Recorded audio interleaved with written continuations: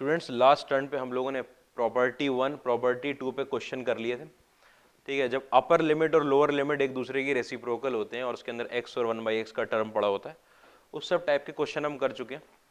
उसमें एक दो अलग तरीके के क्वेश्चन भी थे, ठीक है, जिसके अंदर x की जगह 1 - t पुट करने से अपर लिमिट और लोअर लिमिट एक दूसरे की रेसिप्रोकल बन रही थी। खैर वो तो फर्स्ट और सेकंड प्रॉपर्टी की बात थी, वो सबसे बेसिक प्रॉपर्टीज है। हम आगे बढ़ते हैं प्रॉपर्टी 3 पर। डेफिनेट इंटीग्रेशन की आपके पास प्रॉपर्टी 3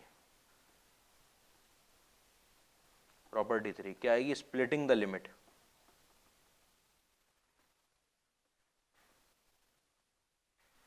लिमिट को स्प्लिट करने की प्रॉपर्टी,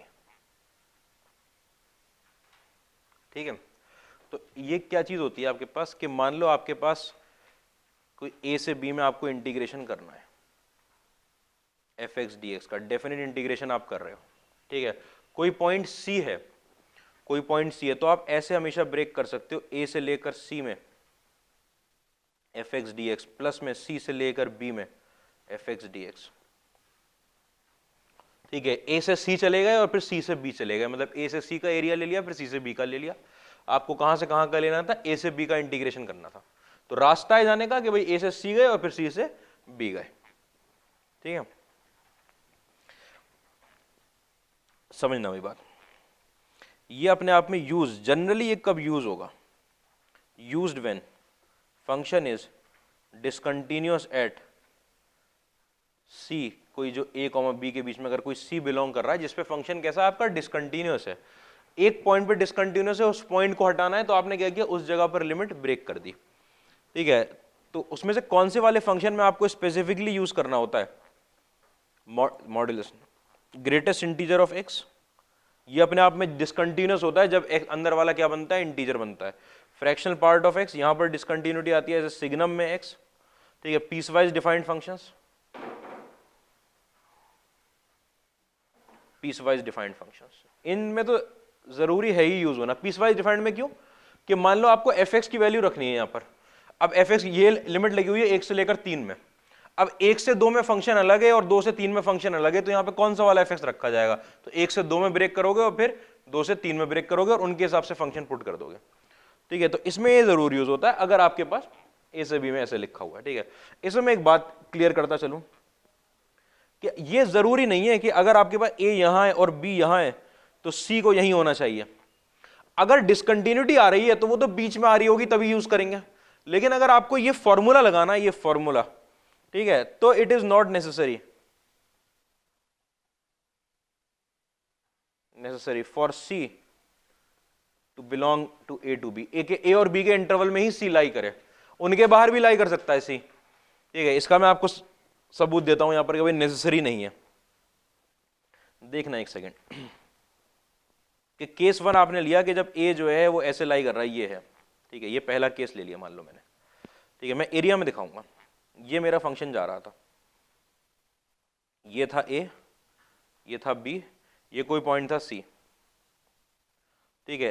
हर बार ऐसे ब्रेक करेंगे कि मान लो ये वाला एरिया यहां से यहां तक का a1 है और यहां से यहां तक का a2 है, और ये जो पूरा जो a से b के बीच में था उसका नाम a है, ठीक है। तो a की वैल्यू जो निकल कर आएगी आपके पास वो a1 कैसे? यहां से यहां गए, प्लस में कितनी आएगी? a2 के बराबर आएगी, ठीक है। और a1 जो एरिया आएगा वो a से c में इंटीग्रेशन किसका? fx dx का। और a2 जो एरिया आएगा वो c से b में इंटीग्रेशन किसका? fx dx का। भाई c से b में इंटीग्रेशन, और वो पूरा किसके बराबर था? a से लेकर b में fx dx के। इतनी बात में तो तकलीफ है ही नहीं। दूसरा पॉइंट देखना कि अगर आपका a b और c जो है b के उस तरफ, a से b से छोटा ही है, अगर a से b में आप कर रहे हो इंटीग्रेशन, तो c अगर b के उस तरफ लाई कर रहा है तो देखो ऐसा बनेगा,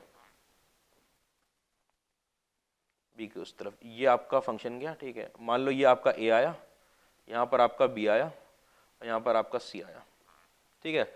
इस पूरे एरिया को, जो a से b का एरिया है, इसको तो बोलूंगा a, जो मुझे निकालना है इंटीग्रेशन, ठीक है। जो a से c में यहां क्या बोला था? a1 बोला था। यहां से यहां तक का जो पूरा एरिया है इसको आपने बोला a1, मैग्नीट्यूड एरिया का। और यहां से यहां तक के एरिया को, b और c के बीच के एरिया को क्या बोला आपने? a2। इतनी बात में कोई परेशानी नहीं। जरा a के बारे में बताओ भाई कि a आपको क्या दिख रहा है? a1 माइनस a2 के, a1 पूरे एरिया में से कितना घटा दिया जाए? a2 घटा दिया जाए, a1 माइनस a2, ठीक है। a1 अपने आप में कैसे लिखा जाएगा? A1 ए से सी में F x D x minus sign के साथ A2 कैसा लिखा जाएगा? अरे A2 कैसे एरिया लिखा जाएगा? B से लेकर C में एफ एक्स डी एक्स, ऐसे तो लिखा जाएगा। ठीक है, अच्छा ये जो माइनस साइन है, आपकी सेकंड प्रॉपर्टी क्या कहती है कि लिमिट क्या करेंगे, इंटरचेंज कर देंगे, कहां से कहां चला जाएगा? C से B में चला जाएगा। ठीक है, ये A से C में क्या लगा हुआ है आपके पास? F x D X, plus sign के साथ C से B में क्या लगा हुआ है आपके पास? F x D X. ठीक है, और ये इंटीग्रेशन A से B में एफ एक्स डी एक्स के बराबर। ठीक है, तो C कहां लाई कर रहा है? बाहर लाई कर रहा है, लेकिन तब भी आप उसे ब्रेक कर दो, कोई प्रॉब्लम नहीं है। ठीक है, क्योंकि अगर आपने C से B में लिया है, आप बात समझना कि C से B में लेने का मतलब ये है कि आपने इस डायरेक्शन में एरिया लिया है। मैंने एरिया की डायरेक्शन बताई थी, इस डायरेक्शन में एरिया का मतलब ये एरिया क्या होगा? घट जाएगा। किसमें से घट जाएगा? यहां से यहां तक के पूरे एरिया में से। ठीक है, क्या बचेगा आपके पास? बात समझ में आ रही है इतनी? ठीक है, अगला पॉइंट देखना इसी में, तीसरा, पहले तीनों देख लेते हैं कि अगर आपका C यहां लाई कर रहा है, ये तो B से छोटा ही है। ठीक है, यहां पर आ रहा है C, यहां पर आ रहा है A और यहां पर आ रहा है B। ठीक है, आपको पता है A से B के बीच का जो एरिया उसको हम बोलते हैं A1। ठीक है, अच्छा B से C के, ये A से C के बीच का एरिया बोला जाएगा, A बोला जाएगा, A1 बोला जाएगा, A2 बोला जाएगा। हाँ भाई, A की वैल्यू बताओ। A2 माइनस A1, A2 की जो वैल्यू निकल कर आएगी वो C से B तक का एरिया है A2। ठीक है, C से B तक का एरिया कैसे निकल कर आएगा? C2B F x D x, minus में A1 जो है वो C से लेकर A तक का एरिया है। कहां से? C से लेकर A तक एफ एक्स डी एक्स। और आपको पता है ये माइनस साइन क्या करेगा? इस लिमिट को पलट देगा, A से C तक की लिमिट हो जाएगी।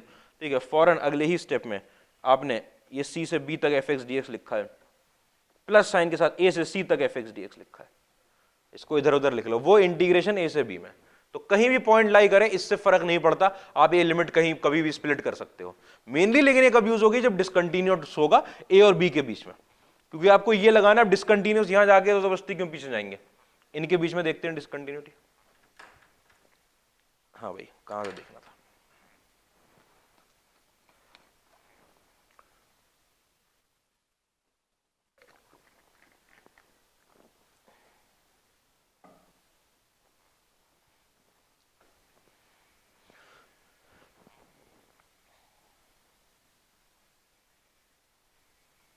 कि फॉर्मूला लगने के लिए नेसेसरी नहीं होता कि C यहां से, लेकिन अगर डिसकंटिन्यूस हो रहा है किसी C के लिए, मैंने कहा कि कब यूज होगा? किसी C के लिए डिसकंटिन्यूस है, आप यूज करोगे, और डिसकंटिन्यूटी इन फंक्शन में साफ साफ दिखती है।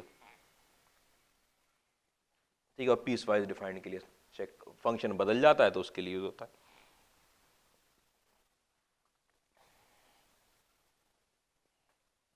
लिख लिया है तो आगे पीछे लिखना था, चलो ले लिखो।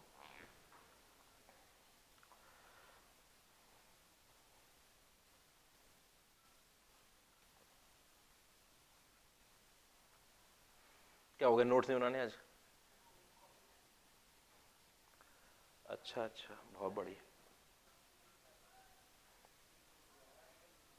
इसकी थोड़ी जाएगी, इसकी तो बहुत दिन बाद जाएगी। इसका लेक्चर थोड़ी पड़ेगा आप। हाँ, थ्योरम का आया होगा लेक्चर भी तो।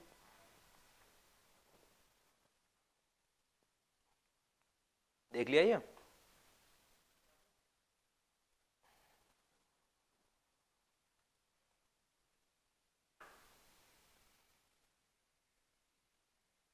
देख लो, लिख लो आराम से, कोई ऐसी परेशानी नहीं है।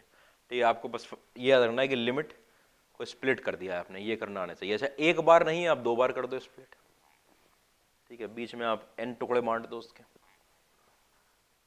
जितने पार्टीशन करने अपनी, हाँ अपनी मर्जी है वो तो, जितने हमें जरूरत होगी उतने पार्टीशन करेंगे। ऐसा नहीं है कि एक ही जगह ब्रेक हो सकता है। लिखवाता हूं, ये लिख लिया?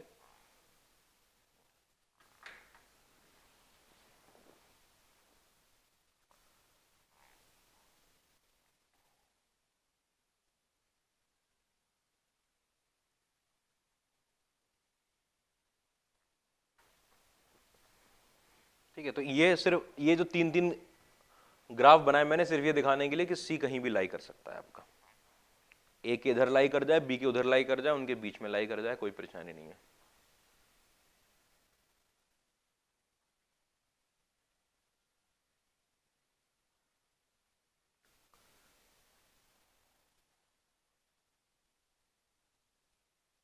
इस पे आ गए ना, तीसरे पेज पे?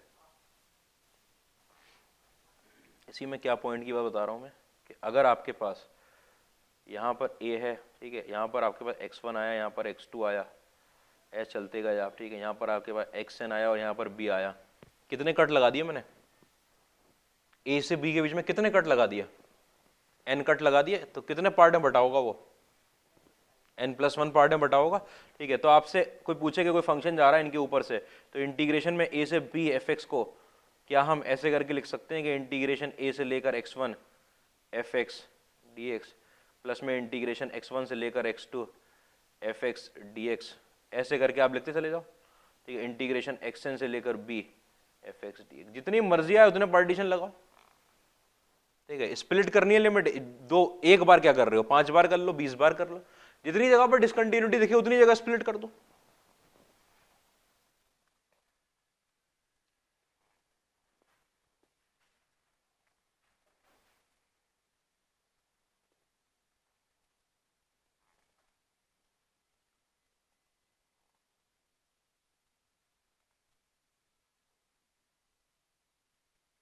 ठीक है,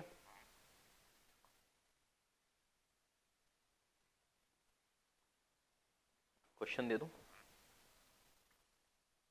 fx is equal to, simple question हो गया है। क्वेश्चन देखना कि अगर आपका fx इज इक्वल टू, ठीक है, पीस वाइज डिफाइंड फंक्शन, बिल्कुल सिंपल, कि अंडर रूट में x है और x स्क्वायर है, किस किस जगह पर आपका x की वैल्यू जब आपकी 0 से लेकर 1 के बीच में जाती है और x की वैल्यू जब आपकी 1 से लेकर 2 के बीच में जाती है, तो ये पूछ रहे हैं कि then integration 0 to 2fx dx,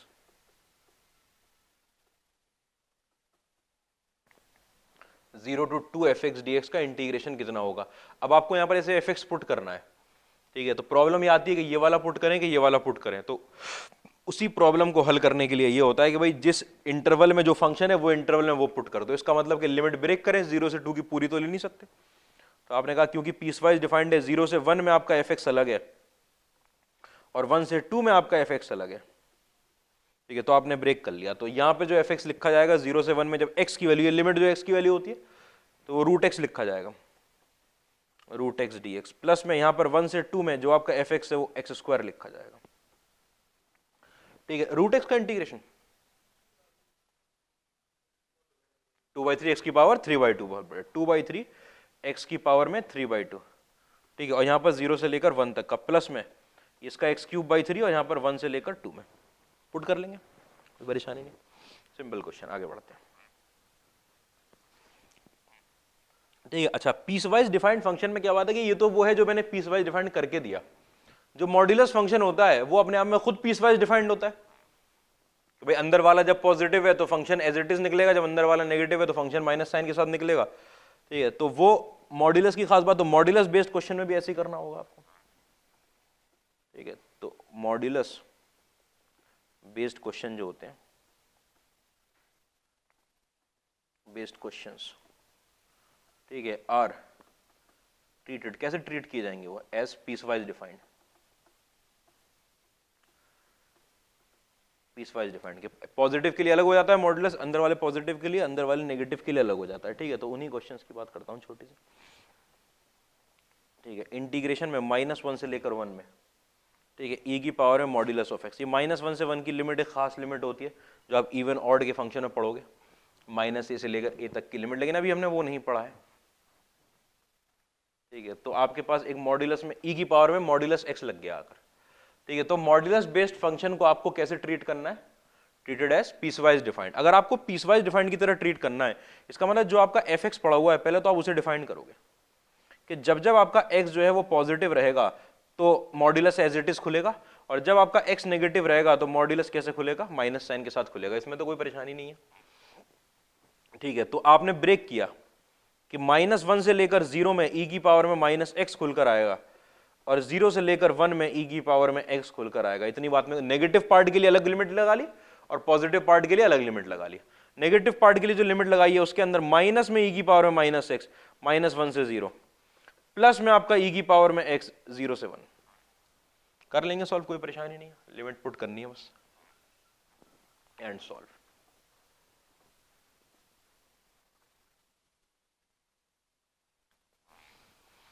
ठीक है, क्वेश्चन दे दूंगा।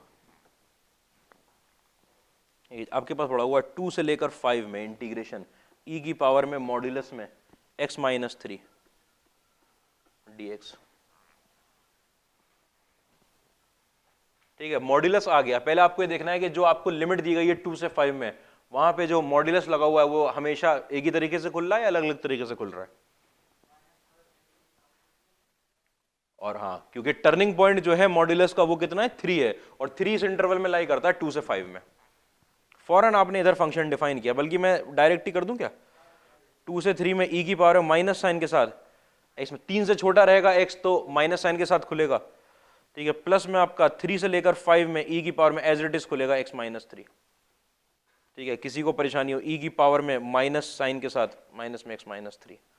ठीक है, कहां से लेकर 2 से 3 में, प्लस में e की पावर में x माइनस 3 के साथ, यहां पर 3 से लेकर 5 में लिमिट पुट हो जाएगी।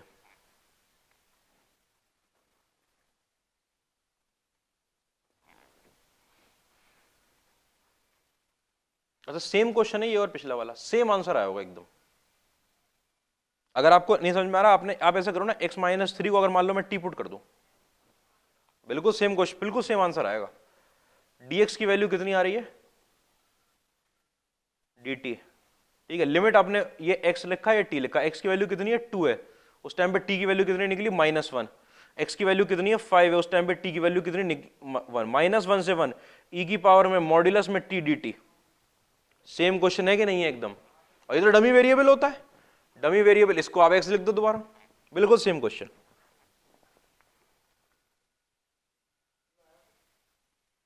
अरे पिछले वाले का 0 आया क्या, क्या कर रहे हो तुम लोग, माइनस साइन के साथ 1, और ये निकलवाओगे वैल्यू। ठीक है, 1 माइनस ई,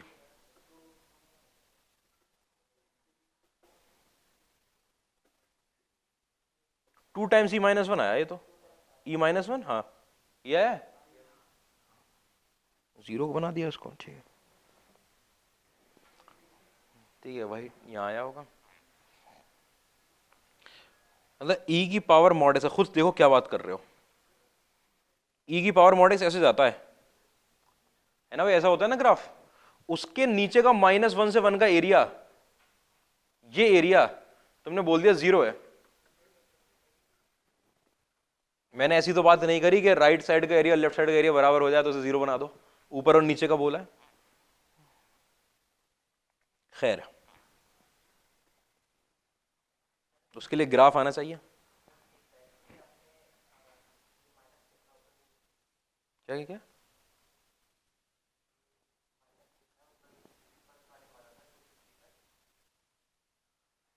हाँ यहाँ, अच्छा तो इसमें कैसे लिखा था, कैसे, कल ये बात हुई थी, हल्की सी बात, इंटीग्रेशन जब किया था तो बताया था कि अगर आपको इंटीग्रेशन ये करना पड़े कि f के अंदर अगर ax प्लस b आ जाता है, अगर x की जगह लीनियर पुट हो जाता है तो x के कोफिशिएंट से डिवाइड करते हैं, तो x की जगह लीनियर आ गया -x नाम का, कोफिशिएंट कितना है उससे डिवाइड करो चाहे मल्टीप्लाई कर लो। सेम चीज यहां पर है कि -x ही है यहां पर भी, तो उससे मल्टीप्लाई कर लिया, कोई प्रॉब्लम नहीं है, डाउट पूछ लेना फौरन, क्योंकि तुमने इनडेफिनेट नहीं पढ़ा इधर, और मैं डायरेक्टली लिख रहा हूं। ठीक है, अगले क्वेश्चन पे आ जाऊं। 1 से लेकर 3 मॉड्यूलस में x² माइनस 3x प्लस 2, जल्दी जल्दी करो, क्वेश्चन में कुछ नहीं है। अरे जीले अभी दिक्कत हो सकती है इसमें भी, और पिछले में 0 बता दिया था आंसर, 0 बता दिया था ऐसी प्लस में नहीं, ऑप्शन में दे रखा होगा 0, बहुत अच्छा ऑप्शन है। और अगर इंटीजर टाइप हुआ तो आसिफ तो 0 ही लगा कर आएगा अरे तुम्हारा नहीं आया था, इसका आया था 0, अच्छा 0।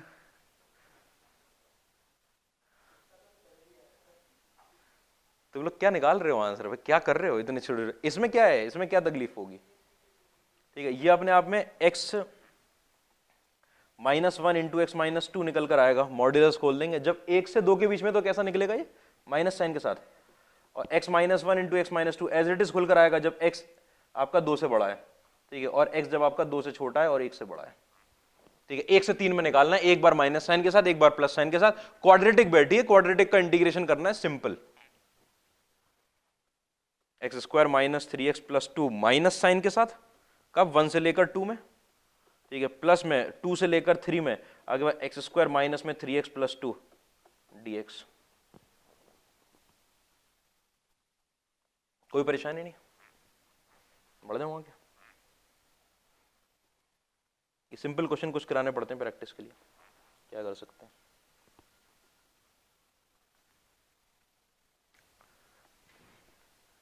निकाल लोगे सॉल्व, कोई प्रॉब्लम ही नहीं होगी इसमें, तो सिंपल पॉलिनोमियल का इंटीग्रेशन है। क्वेश्चन देखो भाई, 1/e से लेकर e में मॉड्यूलस में ln x,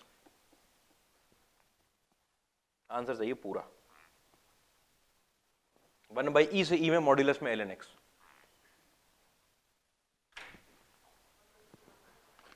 बिल्कुल सही है। मॉड खोलना सबको आता है, ठीक है, जब अंदर वाला नेगेटिव होगा तो मॉड्यूलस कैसे खुलेगा भैया, आपका ln मॉड ln x की वैल्यू एज इट इज खुलेगी है, जब आपका ln x पॉजिटिव होगा। ln x कब पॉजिटिव होगा, जब x की वैल्यू 1 से बड़ी होगी, ठीक है।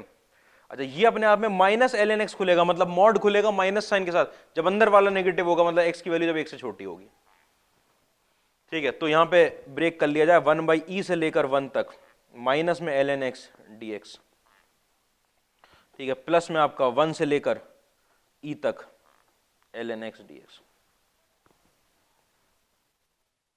ठीक है। और लॉग का इंटीग्रेशन पता है सबको कितना, x ln x minus x, ठीक है, माइनस साइन के साथ x ln x minus x, किस लिमिट पे, 1/e से लेकर 1 पे, प्लस साइन के साथ x ln x minus x, किस लिमिट पर, 1 से लेकर e पे। नहीं पता है,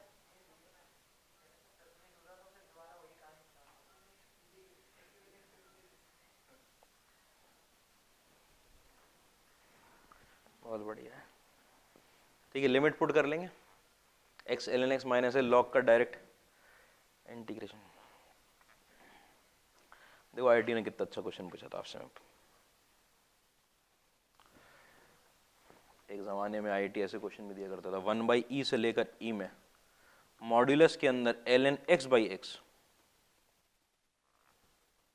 की वैल्यू 2000 में पूछा है आईटी, 20 साल पहले देखो क्वेश्चन, मॉड्यूलस में ln x/x। अभी कुछ भी नहीं मान सकते हैं, क्योंकि 1/mod x पॉजिटिव ही खुलेगा, बहुत बढ़िया, ठीक है। ये जो x जो है कि पहले तो मॉड बटेगा, ठीक है, ये अपने आप में मॉड्यूलस के अंदर ln x अपॉन ओपन हो गया, ठीक है। क्यों मॉड, ये मॉड, चलो मॉड लगा लो, ठीक है, लेकिन x की वैल्यू 1/e से e में जा रही है, पॉजिटिव है, एज इट इज खुल जाएगा, कोई परेशानी ही नहीं, ठीक है। और लॉग अभी भी खोला है आपने पिछले क्वेश्चन में, ठीक है। तो 1/e से लेकर e में आपके पास माइनस में ln x/x और यहां पर dx, 1/e से लेकर 1 पे, सॉरी, ठीक है, प्लस में आपके पास 1 से लेकर e में ln x/x। इसमें तो कोई तकलीफ नहीं है, अगर मैं इसको t मानूंगा तो dt पड़ा हुआ है मेरे पास, मतलब कि t²/2 आना सीधे सीधे, इंडेफिनिट इंटीग्रेशन इतना तो है ही अपना, ठीक है। तो ln x का whole square divide by 2 minus sign के साथ, उस पर लिमिट लगनी है 1/e से लेकर e में, प्लस साइन के साथ ln x का होल स्क्वायर डिवाइड बाई 2 और उस पर लिमिट लगनी है 1 से लेकर e तक। ln x को आप t मान लोगे, करवाने की जरूरत तो मुझे नहीं होनी चाहिए, 1/x, लेकिन वीडियो भी तो देख रहे हैं स्टूडेंट्स। 1/x dx कितना बन जाएगा, dt। तो इसका मतलब आपके पास जो इंटीग्रेशन आएगा वो t dt का आएगा, वो होगा t²/2, t²/2 मतलब ln x का होल स्क्वायर डिवाइड बाई 2। इतनी बात में परेशानी नहीं, ठीक है। अगला देखो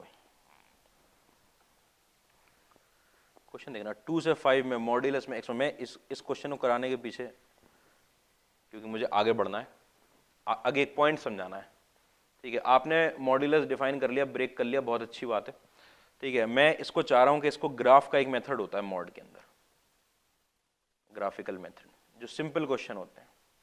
ग्राफिकल मेथड में क्या होगा कि आपके पास ये 3 पर, आपको पता है मॉड x माइनस 3 का मतलब है टर्निंग पॉइंट है 3, 3 पे क्या होगा, वो वी शेप्ड वाला ग्राफ बन जाएगा आपका, इसमें तो कोई परेशानी नहीं।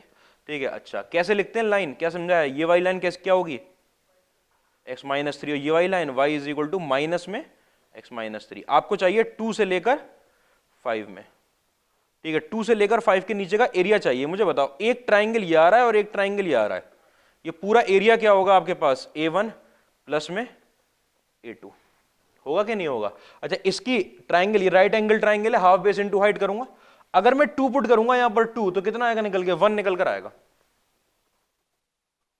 ये 1 निकल कर आएगा। अच्छा 5 पुट करूंगा तो 2 निकल कर आएगा, 5,2।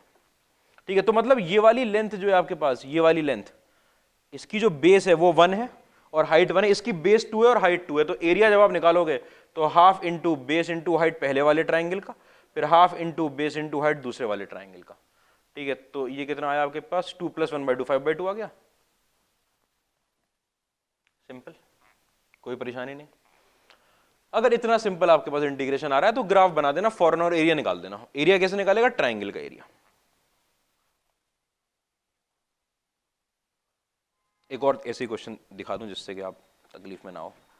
ठीक है, इंटीग्रेशन कहां से कहां तक का, 0 से 1 का, मॉड्यूलस के अंदर 3x - 1 dx।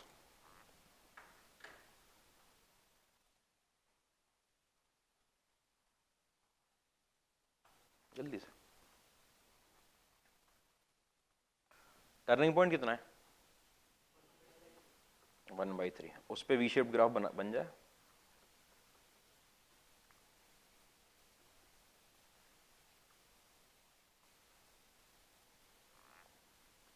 ये रहा 0 बराबर।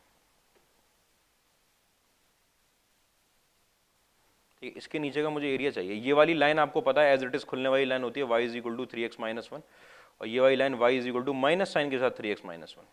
ठीक है, आपको यहां तक का एरिया चाहिए भाई, ये एरिया और ये एरिया, इनका सम। ठीक है, इस ट्राइंगल की बेस पता है मुझे 1/3 है, हाइट बताओ कितनी होगी, कहां टकराएगी y एक्सिस को जाकर, ये कहां पर, 1 पे, x की वैल्यू 0 हो जाएगी, हाँ 1 पे। ठीक है, ठीक है, ये 1 पे, तो ये 1/3 और ये 1 है, तो आपका 1/2 इंटू 1/3 इंटू 1, ये तो पहला एरिया हो गया। और दूसरा एरिया, ये वाली लेंथ है 2/3, मतलब हाफ इंटू बेस है 2/3, हाइट कितनी आई, 2 आएगी। ठीक है, ये और ये कट गया आपके पास, तो 2/3 और 1/6, 2/3, 4/6 और 1/6, 5/6 आ गया, 5/6 ही आया ना। ठीक है, चलो इतनी बात में क्लैरिटी। अगला क्वेश्चन देखो, ये ग्राफ का बेसिक क्वेश्चन के लिए ग्राफ हो गया आपका। अब एक थोड़ा सा -1/e से लेकर -e में, -1/e से लेकर -e में, मॉड्यूलस के अंदर ln के अंदर मॉड्यूलस में x dx।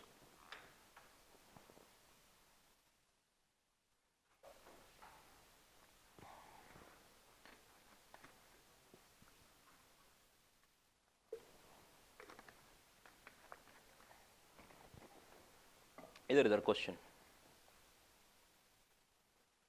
ठीक है, -1/e से -e में जा रही है। ठीक है, सबसे पहले एक मॉड लगाए लॉग के बाहर, एक मॉड लगाए x पे। पहले x वाला मॉड्यूलस ओपन कर लो, आपको पता है x की वैल्यू जो है वो -e से लेकर -1/e तक चल रही है, चाहे लिमिट कैसी भी लगी हो, लेकिन आपको पता है -e छोटा होता है। तो ये तो x तो नेगेटिव है, तो मॉड खुलेगा माइनस साइन के साथ, मॉड्यूलस ऑफ x की वैल्यू निकल कर आएगी -x। ये -1/e से लेकर -e तक मॉड्यूलस के अंदर ln के अंदर -x। इतनी बात में तकलीफ नहीं। ठीक है, ये नेगेटिव वैल्यू नहीं है, पॉजिटिव वैल्यू है, क्योंकि आज थोड़ा सा इसको बेहतर करने के लिए आप एक सब्स्टिट्यूशन कर लो कि -x को t बना दो। -x को t बनाते ही dx की वैल्यू कितनी आ जाएगी, -t आ जाएगी। ठीक है, और लिमिट ही बदल जाएगी, अरे -dt, लिमिट बदल कितनी हो जाएगी, ये 1/e बन जाएगा और ये e बन जाएगा। सिर्फ नेगेटिव ही तो करनी है लिमिट, डिब्बा बनाऊंगा यार, ऐसे कर रहे हो तुम लोग, नहीं अब तो बनेगा। ठीक है, x की वैल्यू कितनी है -1/e, उस पर कितनी आएगी 1/e, और ये वैल्यू माइनस ही, उस पर कितनी आएगी e। ठीक है, अच्छा ln के अंदर, मॉड के अंदर कितना बैठा हुआ है ln t, और यहाँ माइनस में dt। ठीक है, अच्छा 1/e से e में, उल्टा लिख दिया है क्या, सही लिखा है, सही है, 1/e से e में, फिर वही, ये तो कर चुके हैं, बस बस ठीक है, प्रीवियस क्वेश्चन बन गया।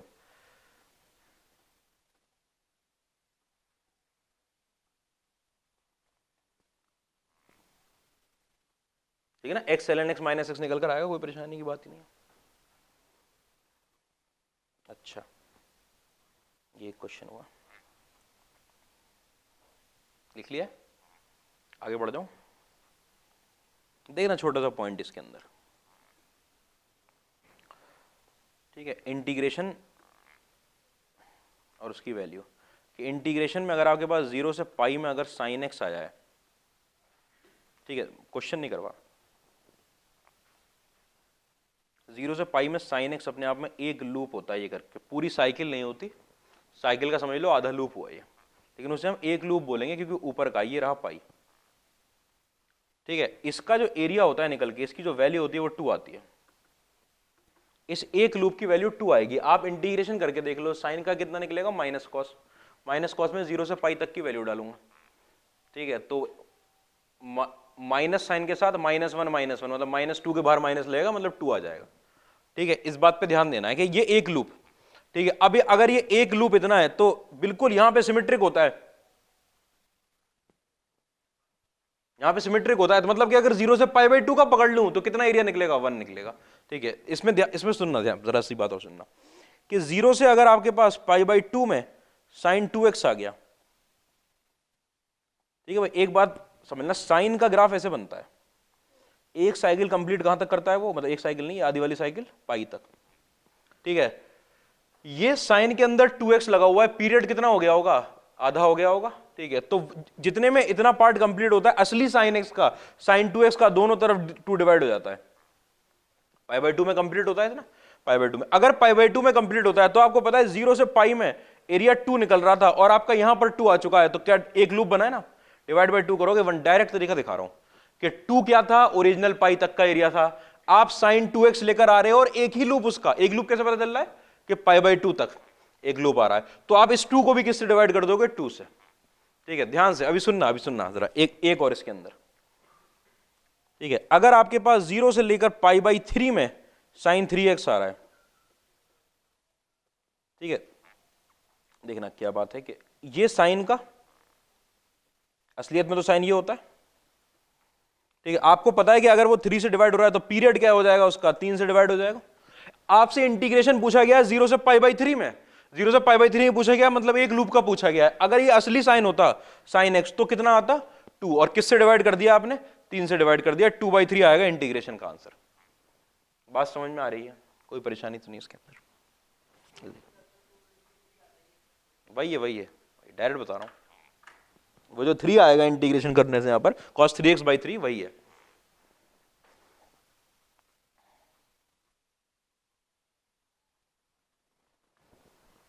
वही, लेकिन आपको एक साइन के एक लूप का एरिया याद रखना है आपसे कि 2 होता है, फिर नीचे वाले का कितना हो जाएगा, अगर 2 पाई तक ले लूंगा वो -2 हो जाएगा, कट के 0, पॉजिटिव नेगेटिव।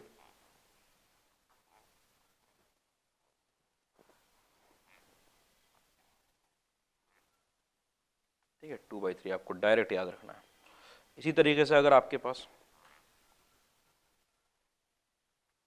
ये आया आपके पास 0 से लेकर 1 में साइन के अंदर πx dx, ठीक है, ध्यान देना भाई, ओरिजिनली एक लूप बनता है 0 से पाई में, आपके पास यहाँ पाई मल्टीप्लाई हो चुका है। ठीक है, इसका मतलब पीरियड निकालने के लिए पाई का डिवाइड लगाएंगे, दोनों तरफ पाई का, इस पर तो कोई असर पड़ता ही नहीं, यहाँ पाई का डिवाइड लगा, ये कितना हो चुका है 1, मतलब आप 0 से 1 तक का इंटीग्रेशन निकाल लो, 0 से 1, ये देखो आप 0 से 1 का इंटीग्रेशन निकाल लो, मतलब एक लूप का निकाल रहे हो, एक लूप का एरिया कितना होता था 2, और क्या मल्टीप्लाई हो गया यहाँ पर पाई, 2/पाई आ जाएगा आंसर डायरेक्टली। नहीं तो इंटीग्रेशन करके देख लो, तो मैं डायरेक्ट लिखवा रहा हूं आपको कि किस तरीके से आप सोच लेना, आप करके देख लेना, जब आप इसका इंटीग्रेशन करोगे डिवाइड बाई पाई आएगा, वही डिवाइड बाई पाई चल रहा है नीचे।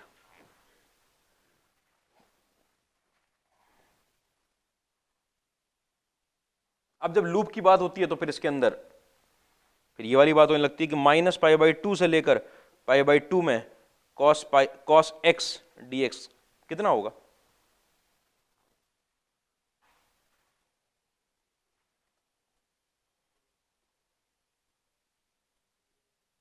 माइनस पाई बाई टू से लेकर पाई बाई टू में, ये वही साइन का एक लूप है, उसे क्या कर दिया, इस तरफ खींच दिया है और हॉरिजॉन्टल शिफ्टिंग ही तो करिए साइन की, कितना निकल कर आएगा? टू। सेम चीज, कोई परेशानी नहीं, क्वेश्चन पे आ जाएंगे। एरिया अब आपको डायरेक्ट पता चल गया तो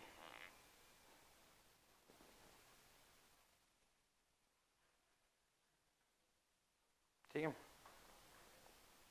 एक बात और मैं एक पॉइंट लिखवाना चाह रहा हूं जिससे आपको तकलीफ ना हो कि 0 से लेकर पाई बाई टू में अगर साइन एक्स आया है, ठीक है, ये पाई तक इसके अबाउट साइन कैसा होता है? सिमेट्रिक होगा इधर उधर, मतलब आधा आधा एरिया बटा होगा, कितना आंसर आएगा निकल के? 1।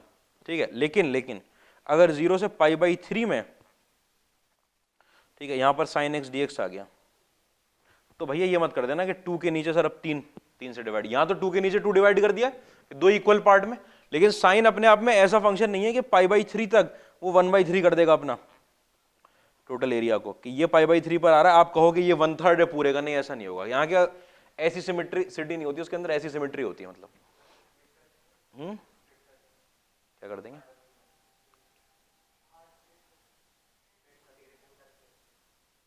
क्या स्प्लिट करोगे? नहीं तो डायरेक्ट सॉल्व कर दोगे ना। तुम कहना चाह रहे हो कि 0 से पाई बाई टू में ले जाएं और माइनस है पाई बाई टू से पाई बाई थ्री, तो क्वेश्चन लेंदी हो जाएगा बिना बात। इसमें तो डायरेक्ट सॉल्व करेंगे ना। इसको मैं ये कह रहा हूं कि इसमें जो डायरेक्ट तरीका बता दिया वो ना लगा दे कि भैया ये नहीं होगा। कभी कभी चालाकी आ जाती है कि अच्छा वहां आधा कर दिया तो यहाँ 1/3 कर दें और पाई बाई फोर 1/4 कर दें, ठीक है, नहीं ऐसे नहीं चल पाएगा। आ जाओ क्वेश्चन पे। 0 से पाई में अंडर रूट के अंदर 1 plus cos 2x divide by 2 dx, जल्दी सॉल्व कर दो।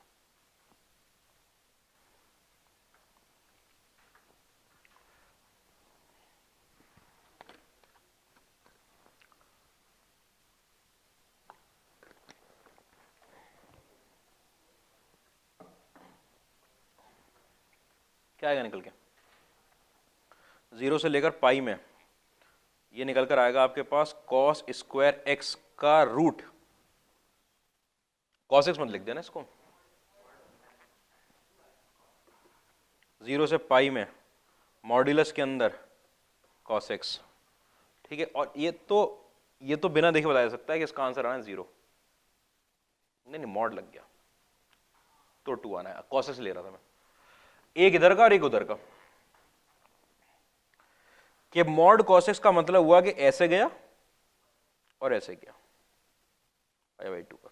अगर cos x होता 0 से पाई में तो जितना ऊपर का उतना नीचे का हो जाता। अब ये आधा लूप आपका और ये आधा लूप मिलके कितना बनाएंगे? 1 + 1, कितना आंसर निकाल के देंगे? 2। नहीं तो आप मॉड्यूलस 0 से पाई बाई 2 में मेथड 2 क्या हुआ कि 0 से पाई बाई 2 में ब्रेक करो, cos पॉजिटिव रहता है, एज इट इज खुलेगा cos x dx, plus sign के साथ आपके पास पाई बाई 2 से लेकर पाई में, ठीक है, ये माइनस में cos x dx। भाई cos नेगेटिव होता है माइनस साइन के साथ खुलेगा, कोई परेशानी तो नहीं इसके अंदर। उसमें कुछ तकलीफ लग रही है, लूप बना दिया आधा आधा लूप, ठीक है। अगले क्वेश्चन पे आओ।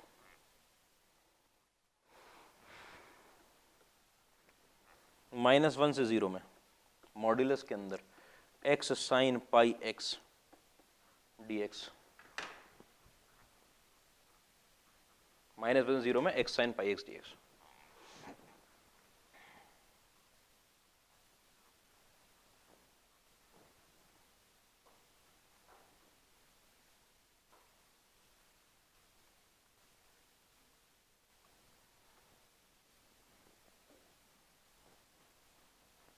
हाँ भाई, ये इसके बारे में जरा बताओ कि अगर x की वैल्यू आपकी -1 से 0 में चल रही है, x की वैल्यू अगर -1 से 0 में चल रही है, तो पाई x की वैल्यू जो साइन के अंदर एंगल बैठा है उसकी वैल्यू कहाँ से कहाँ चल रही होगी?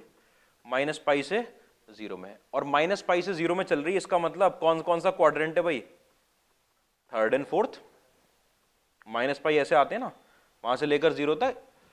इसमें साइन को अगर आप देखो कि इतने पाई एक्स एंगल के लिए, ये आपको पता चल गया कि जो पाई एक्स नाम का एंगल है और अगर एक्स की वैल्यू -1 से 0 में जा रही है तो ये नेगेटिव है, और एक्स की वैल्यू तो -1 से 0 पे खुद कैसी है ही नेगेटिव है, मतलब पूरे इंटरवल के लिए एक्स साइन पाई एक्स कैसा रहेगा, नेगेटिव रहेगा, पॉजिटिव रहेगा। ये अपने आप में दो नेगेटिव का प्रोडक्ट आ गया, ये कैसा हो गया, पॉजिटिव हो गया। पॉजिटिव हो गया, मॉडुलस एज इट इज खुल गया, -1 से 0 में आपके पास एक्स साइन पाई एक्स।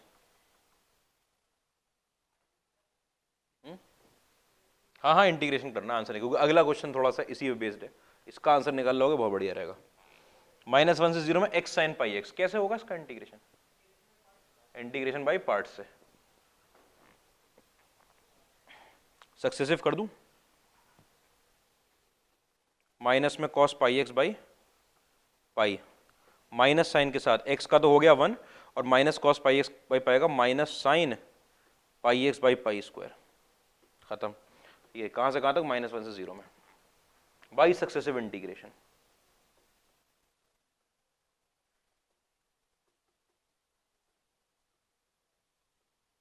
अरे इस पूरे का करोगे ना, इस पूरे का होता है ना, इस पूरे में पाई एक पहले से बैठा हुआ है, एक और पाई नहीं उतरेगा इंटीग्रेशन होने के बाद।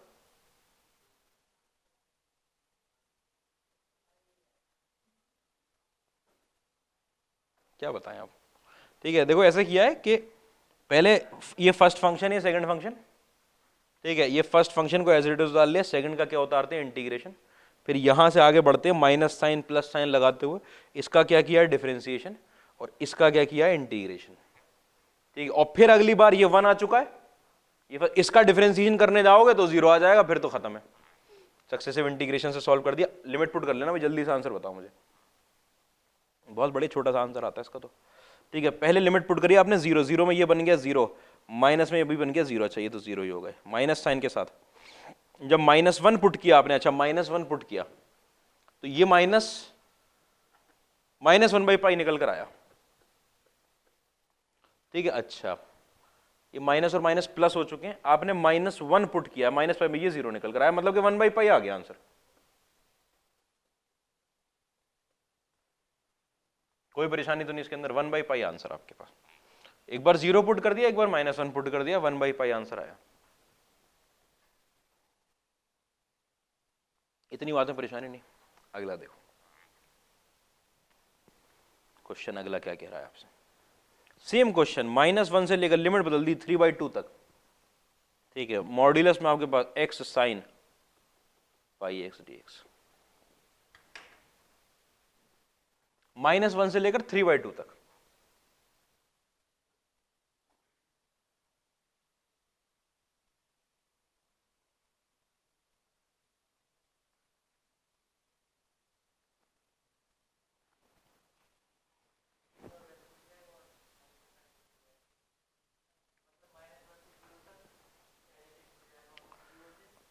एक्स की वैल्यू जब -1 से 1 में रहेगी,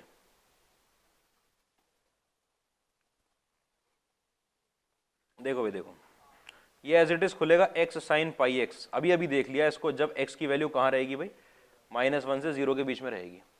अगर एक्स की वैल्यू मेरी 0 से 1 के बीच में रहती है, ध्यान से देखना, एक्स तो पॉजिटिव हो गया, एक्स तो पॉजिटिव, 0 से 1 के बीच में रह रहा है, इसका मतलब एक्स अगर, तो पाई एक्स कहां से कहां तक रहेगा, 0 से पाई के बीच में, और साइन के अंदर वाला एंगल अगर 0 से पाई के बीच में रह रहा है, साइन कैसा होगा, पॉजिटिव, ये भी पॉजिटिव, ये भी पॉजिटिव, एज इट इज खुलेगा, कितना आएगा, एक्स साइन पाई एक्स। लेकिन जब x की वैल्यू 1 से लेकर 3/2 में जाएगी, कहीं पे भी इक्वल टू लगा लेना, तो 1 से लेकर 3/2 में ये तो पॉजिटिव है, ये अगर x की वैल्यू 1 से 3/2 में जा रही है तो पाई x की वैल्यू आपको पता है पाई से लेकर कहां जा रही होगी, 3π/2, और ये एंगल किस क्वाड्रेंट का हो गया, थर्ड क्वाड्रेंट का। थर्ड क्वाड्रेंट का एंगल अगर साइन में पड़ा है, साइन के आंसर देगा नेगेटिव, ये नेगेटिव है, ये पॉजिटिव है, पूरा नेगेटिव हो गया। मॉड के अंदर नेगेटिव है, मॉड कैसा खुलेगा, माइनस साइन के साथ, माइनस में एक्स साइन पाई एक्स,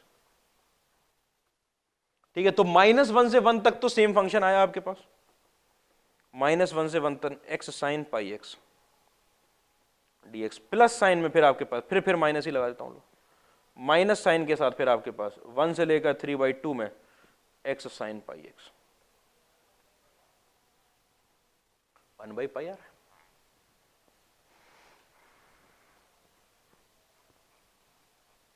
देखो पूरे का आंसर मैं बता देता हूँ कितना है। तब भाई बड़ा अजीब सा आंसर लिखा है इसने, तो गलत लग रहा है मुझे इसका आंसर। खैर इसका इंटीग्रेशन करके लाएंगे हम,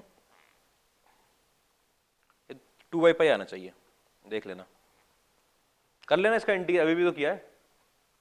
सेम चीज में इसका इंटीग्रेशन करोगे भाई, इसका इंटीग्रेशन कितना आया था निकल के आपके पास, x cos पाई, भाई सक्सेसिव इंटीग्रेशन से ही तो कर रहे हैं, x cos πx/π minus sign के साथ माइनस cos x, ठीक है, और माइनस साइन के साथ आपके पास माइनस साइन πx/π², और इस पे लिमिट पुट करनी है आपको 1 से लेकर 3/2 की। ये 2/π आया, देखना एक बार, ठीक है, माइनस, अच्छा माइनस और माइनस को मैंने बाहर निकाल दिया अगर, तो ये बन गया प्लस, प्लस साइन के साथ 3/2 पुट करने जा रहा हूं, ठीक है, cos 3π/2 बनेगा यहां पर। अरे अगर 3/2 पुट करूंगा cos 3π/2, cos की और π/2 वैल्यू 0, ठीक है, माइनस साइन के साथ साइन की 3π/2 पर वैल्यू -1, -1/π², -1/π², मतलब प्लस बन जाएगा, एक माइनस ये बैठा हुआ है, ठीक है, साइन की वैल्यू -1 निकलेगी, -1/π², बहुत बढ़िया है, ठीक। उसके बाद माइनस साइन के साथ अब आप क्या पुट करने जा रहे हो, 1 पुट करने जा रहे हो। हाँ भाई, जब 1 पुट किया जाएगा, ये माइनस तो मैं बाहर निकाल चुका हूं, ठीक है, तो -1/π आएगा, ठीक है, माइनस साइन के साथ ये माइनस में बाहर निकाल चुका हूं, जब मैं 1 पुट करूंगा 0 बन जाएगा, ठीक है, तो 1/π² प्लस में 1/π, मतलब कि 3/π प्लस में 1/π², ये आंसर आया निकल के, आराम से पुट करके देख लेना।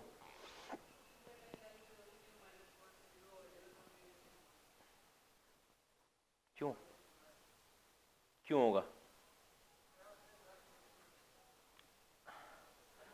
हाँ, मतलब फंक्शन इवन है, क्योंकि जैसा ग्राफ इस तरफ -1 से 0 में, वैसे ही ग्राफ 0 से 1 में, इवन फंक्शन है ना, इवन ही नहीं समझ पा रहे, सिमेट्रिक होगा y एक्सिस के अबाउट, y एक्सिस के अबाउट सिमेट्रिक होगा, तो जितना नेगेटिव उतना पॉजिटिव साइड में,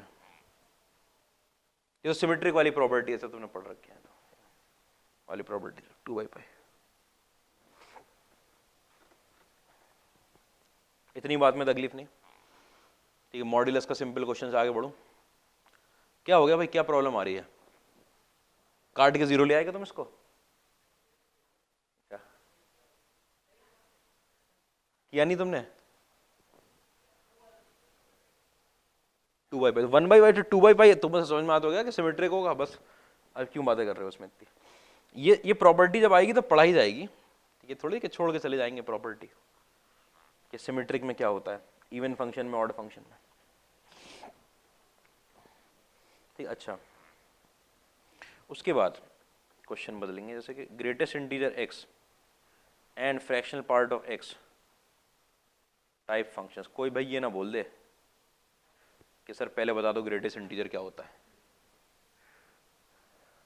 ठीक है, greatest integer x and fractional part x type function, इसके अंदर आपको क्या करना होता है, मेथड क्या होता है, ठीक है, कि ब्रेक द लिमिट, मतलब स्प्लिट करनी होती है limit, split the limit at which at points where function is discontinuous। अच्छा, फंक्शन डिसकंटिन्यूस होना है, मतलब ये डिसकंटिन्यूस और ये डिसकंटिन्यूस, ठीक है, तो कब होती है डिसकंटिन्यूस, जब एक्स इंटीजर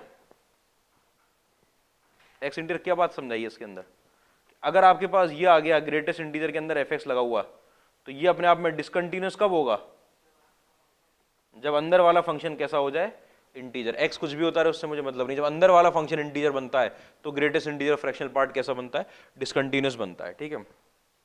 आओ इसी पे, तो कहां कहां पे ब्रेक करना है, जहां अंदर वाला फंक्शन डिसकंटिन्यूस, डिसकंटिन्यूटी कैसे देखोगे वो आपको पूरा चैप्टर है, उसके लिए पढ़ के आओ।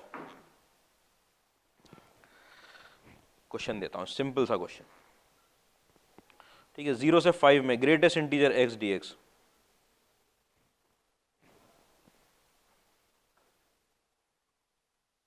0 से 5 में greatest integer x D x. एक इसका पहले तो मेथड देखो बेसिक, कि आपको डिसकंटिन्यूटी के पॉइंट पता है, वो बेसिक मेथड नहीं है। 0 से 1 में greatest integer x D x, function तो सेम ही रहता है, और डिसकंटिन्यूटी का कौन सा पॉइंट है, 2 है, ठीक है। यहां पर आपके पास 2 से लेकर 3 में greatest integer x D x, फिर आपका 3 से लेकर 4 में greatest integer x D x, फिर आपके पास 4 से लेकर 5 में greatest integer x D x. ये किस किस जगह पर मैंने लिमिट स्प्लिट कर दी, जहां जहां पर डिसकंटिन्यूटी हो रही थी। डिसकंटिन्यूटी किस जगह पर होगी, जहां अंदर वाला इंटीजर बनेगा। अंदर कौन बैठा है, एक्स, वो क्या इंटीजर वैल्यू रहेगा, 1 2 3 4 5 पे तो रोक ही दिया हमने जाके, हाँ 5 पे भी होगा अगर क्लोज इंटरवल लेंगे तो, ठीक है। अब देखो, जब ये x की वैल्यू होती है, बात हुई थी ये वैल्यू जो लिमिट लगी तो x की वैल्यू अगर 0 से 1 के बीच में चल रही है, ग्रेटेस्ट इंटीजर कितना आंसर देगा आपको, कितना आंसर देगा ग्रेटेस्ट इंटीजर। अरे x की वैल्यू अगर 0 से 1 के बीच में चल रही है तो ग्रेटेस्ट इंटीजर x कितना आंसर देगा, बुरी हालत, ठीक है। हाँ भाई, x की वैल्यू, ये x की वैल्यू होती है ना लिमिट, x की वैल्यू अगर 1 से 2 के बीच में चल रही है तो ग्रेटेस्ट इंटीजर 1 आंसर देगा आपको, ठीक है। फिर सिमिलर तरीके से 1 से लेकर, जब x की वैल्यू आपके पास 2 से 3 में चल रही है तो ग्रेटेस्ट इंटीजर आंसर देगा आपको 2। फिर उसके बाद 3 से लेकर 4 में चल रही है तो कितना आंसर देगा 3, और फिर 4 से लेकर 5 में चल रही है तो कितना आंसर देगा 4, x की वैल्यू जब चल रही है, ठीक है। इन सबको आपने ऐड कर लिया, ये तो 0 का तो 0 बन गया, ठीक है। 1 का आपको पता है कितना बनेगा, x बनेगा, और 2 से 2 माइनस 1, फिर 2 टाइम्स 3 माइनस 2, फिर 3 टाइम्स 4 माइनस 3, फिर 4 टाइम्स 5 माइनस 4। ये मैं कैसे कर रहा हूं समझ में आ रहा है ना। इसका इंटीग्रेशन होगा x में 2 और 1, 2 टाइम्स x में 3 और 2, ठीक है। डिफरेंस सबका बना रहा है 1 प्लस 2 प्लस 3 प्लस 4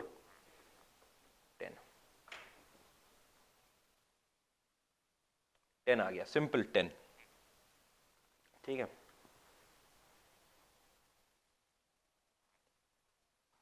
कोई परेशानी नहीं इसके अंदर। इसकी जनरल बात शुरू सुनो, कि आपके पास, ठीक है, यहां पर आपके पास ग्राफ बना हुआ है, मेथड 2 देखना, 0 1 2 3 4 और 5, ठीक है। यहां पे जो फंक्शन का ग्राफ आएगा वो तो ऐसे जाता है, इसके नीचे, इसके और x एक्सिस के बीच में तो कुछ एरिया ही नहीं बचा, ठीक है। फिर 1 से 2 में वो ऐसे जाता है, 2 से 3 में ऐसे जाएगा, और 3 से 4 में ऐसे जाएगा, और 4 से 5 में ऐसे जाएगा, ठीक है। ये सब अगर इनके नीचे का एरिया देखोगे तो ये रेक्टेंगल बने हुए हैं, ये रेक्टेंगल है जिसकी लेंथ इंटू ब्रेथ करोगे तो 1 इंटू 1, ये तो होता है रेक्टेंगल का एरिया। अच्छा, इसकी लेंथ इंटू ब्रेथ करोगे तो इसकी जो ब्रेथ है वो तो 1 है, लेकिन लेंथ कितनी हो गई, ये वाली 2 हो गई, तो इसका क्या बन जाएगा 2 इंटू 1, ठीक है। सिमिलर तरीके से इसको करोगे तो इसकी ब्रेथ तो 1 है लेकिन लेंथ इसकी 3 हो गई, तो 3 इंटू 1, प्लस फिर यहां पर 4 इंटू 1, 4 इंटू 1, इस तरीके से निकल कर आया, कोई परेशानी की बात नहीं। अच्छा, 5 तक लिया था तो 4 इंटू 1 आया। अगर आपके सामने, यहां से आपको 10 पता चल जाएगा, सुनते जाना एक सेकंड बाद। अगर आपके सामने ये बात हो गई है कि 0 से n तक जहां पे कोई n इंटीजर है, ग्रेटेस्ट इंटीजर x dx आया है, तो एक ब्रेक शुरू होता है। कैसा ब्रेक शुरू होगा आपके पास, 0 से लेकर 1 में ग्रेटेस्ट इंटीजर x dx, फिर आपके पास 1 से लेकर 2 में ग्रेटेस्ट इंटीजर x dx, ऐसे चलता जाएगा। और क्योंकि ये इंटीजर था तो n-1 से लेकर n तक ग्रेटेस्ट इंटीजर x dx, या अगर आप ग्राफ देख लो तो n तक का ग्राफ बनेगा। तो पहले वाले के नीचे का तो एरिया 0 आता है, दूसरे वाले के नीचे का कितना आता है, 1 आता है, और कंटिन्यूस सीधे सीधे आपके पास 1 2 3 4 कंटिन्यूस पॉजिटिव इंटीजर्स आते हैं आपके पास, ठीक है, कंसेक्यूटिव पॉजिटिव इंटीजर। तो ये इसका हो गया 0, इसका हो गया 1, इसका हो गया 2, ऐसे लास्ट वाले का कितना हो जाएगा अगर ये n टर्म्स है तो n-1। अगर ये n-1 हो जाएगा तो जो निकल कर आएगा एरिया वो n-1 into n divide by 2, 0 से लेकर n में ग्रेटेस्ट इंटीजर x dx, ठीक है। इसको लिखने का तरीका समझना, n से बेहतर। अगर आपके पास 0 से लेकर कोई इंटीजर लिखना है, क्या मैं किसी इंटीजर को ग्रेटेस्ट इंटीजर लिख सकता हूं? मैंने बोला कि 0 से n तक का इंटीग्रेशन कर रहे हो आप, और इंटीग्रेशन n तक का कर रहे हो, ये n कौन था, एक इंटीजर था, इंटीजर माना था ना इसको। अगर आपने इस n को इंटीजर माना था तो मैंने n ना लिखकर ग्रेटेस्ट इंटीजर a लिख दिया, ये भी तो एक इंटीजर ही है। अगर ये एक इंटीजर है और आप ग्रेटेस्ट इंटीजर x का इंटीग्रेशन कर रहे हो, यहां पर ध्यान से देखना, तो कितना आंसर निकलेगा, और एक बार 1 निकलेगा, फिर 2 निकलेगा, फिर 3 निकलेगा, ग्रेटेस्ट इंटीजर ए -1 निकलेगा, फिर कितना निकलेगा, ग्रेटेस्ट इंटीजर ए। मतलब इसको ऐसे लिखोगे ना, ग्रेटेस्ट इंटीजर ए और साथ में greatest integer a -1 divide by 2, आएगा कि नहीं आएगा? ये n लिखा है, n-1 into n divide by 2, n क्योंकि कोई इंटीजर लिया गया। लिख लो इस बात को पहले तो।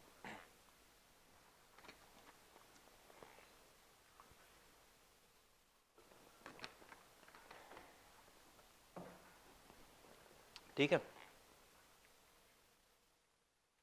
कोई तकलीफ नहीं इसके अंदर। ऊपर भी देखना था इसमें,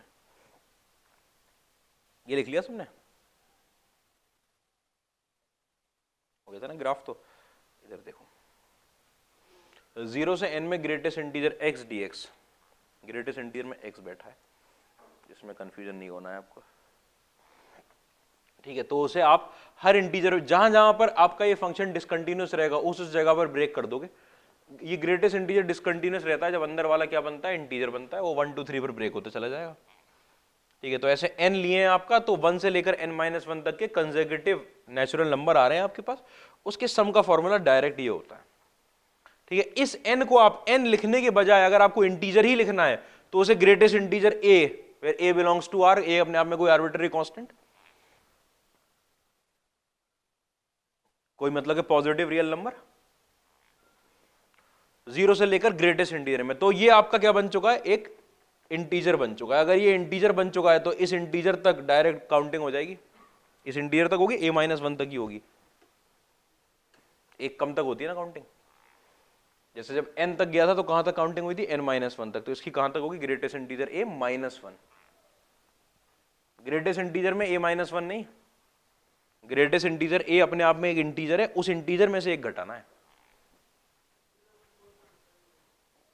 अभी आ रहे हैं, क्यों परेशान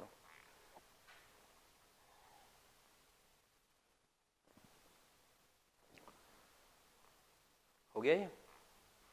ठीक है, आओ पहले फ्रैक्शनल पार्ट लगा लें थोड़ा सा। क्वेश्चन करना है आपको कि 0 से 5 में fractional part of x dx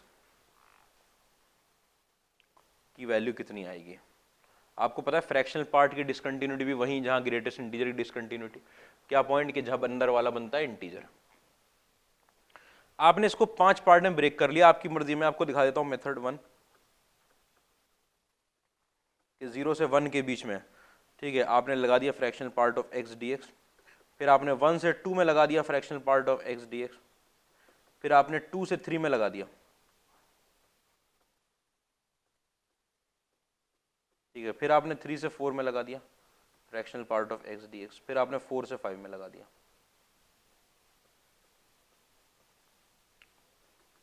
ठीक है, 0 से 1 में अगर ये है तो कितना आएगा, अगर x की वैल्यू 0 से 1 के बीच में चल रही है तो फ्रैक्शनल पार्ट ऑफ x क्या आंसर देगा आपका, अरे एज इट इज बाहर आता है, 1 से 2 के बीच में, अरे भाई बहुत परेशान करते तुम लोग, नहीं पता ही नहीं है तुम्हें क्या है, क्या आएगा बताओ, ये क्या आएगा भाई, ये जब x की वैल्यू 1 से 2 के बीच में चल रही है, x की वैल्यू 1 से 2 के बीच में, तो ये fractional part y is equal to क्या है, x-1 है। ठीक है, तो 1 से 2 के बीच में ये क्या लगा आपके पास, x-1। ठीक है, फिर आपने यहां से 2 से 3 के बीच में ये क्या बन जाता है, x-2, फिर यहाँ 3 से 4 के बीच में ये क्या बन जाएगा आपके पास, x-3, मतलब फिर ये 4 से 5 के बीच में क्या बन जाएगा आपके पास, x-4। बन गया सब। ठीक है, मैं इसको एक तरीके से लिख रहा हूं भाई कि 0 से लेकर 5 तक मेरे पास x dx लिखा हुआ है माइनस साइन के साथ, क्या लिख दिया, 0 से 1 में x वाला, ये 0 इंटीग्रेशन तो बढ़ता है, फिर 2 से 3 में, फिर 3 से 4 में, मतलब कि इसको भी मैं ग्रेटेस्ट इंटीजर में कन्वर्ट कर ही सकता था, वही करने जा रहा हूं। और फिर माइनस साइन में आपके पास 0 से 1 में आपके पास क्या लगा है, 0, फिर उसके बाद आपके पास 1 से लेकर 2 में क्या लगा है, 1, फिर 2 से लेकर 3 में क्या लगा है, 2, ऐसे करके लगा हुआ है, वही लिखवा रहा हूं अभी। 4 से लेकर 5 में लिखा हुआ है 4 dx। ठीक है, हाँ हाँ सुन लो, फ्रैक्शनल पार्ट को अलग से सॉल्व करेंगे। ये अपने आप में x² बाई 2 आ जाएगा, ठीक है, एक्स स्क्वायर बाई टू। अरे यही क्वेश्चन थोड़ी आते रहेंगे कि इतना सिंपल से बढ़ेगा ना क्वेश्चन, तो ये मेथड भी तो आना चाहिए, ग्राफ थोड़ी बना लाओगे हर बार। एक्स स्क्वायर बाई टू आ गया, एक्स स्क्वायर बाई टू में 0 से 5 में, और वो अपने आप में वही ग्रेटेस्ट इंटीजर सा लगा हुआ है। ठीक है, तो 1 से लेकर कहां तक की गिनती आ जाएगी, 4 तक की गिनती आ जाएगी। तो ये तो माइनस में क्या हो गया, 10 हो चुका है, उसमें तो कोई परेशानी नहीं है। हाँ यहां पे लिखूंगा मैं तो 25/2 आ जाएगा, 25/2 माइनस में 10, मतलब कि 5/2 आ गया।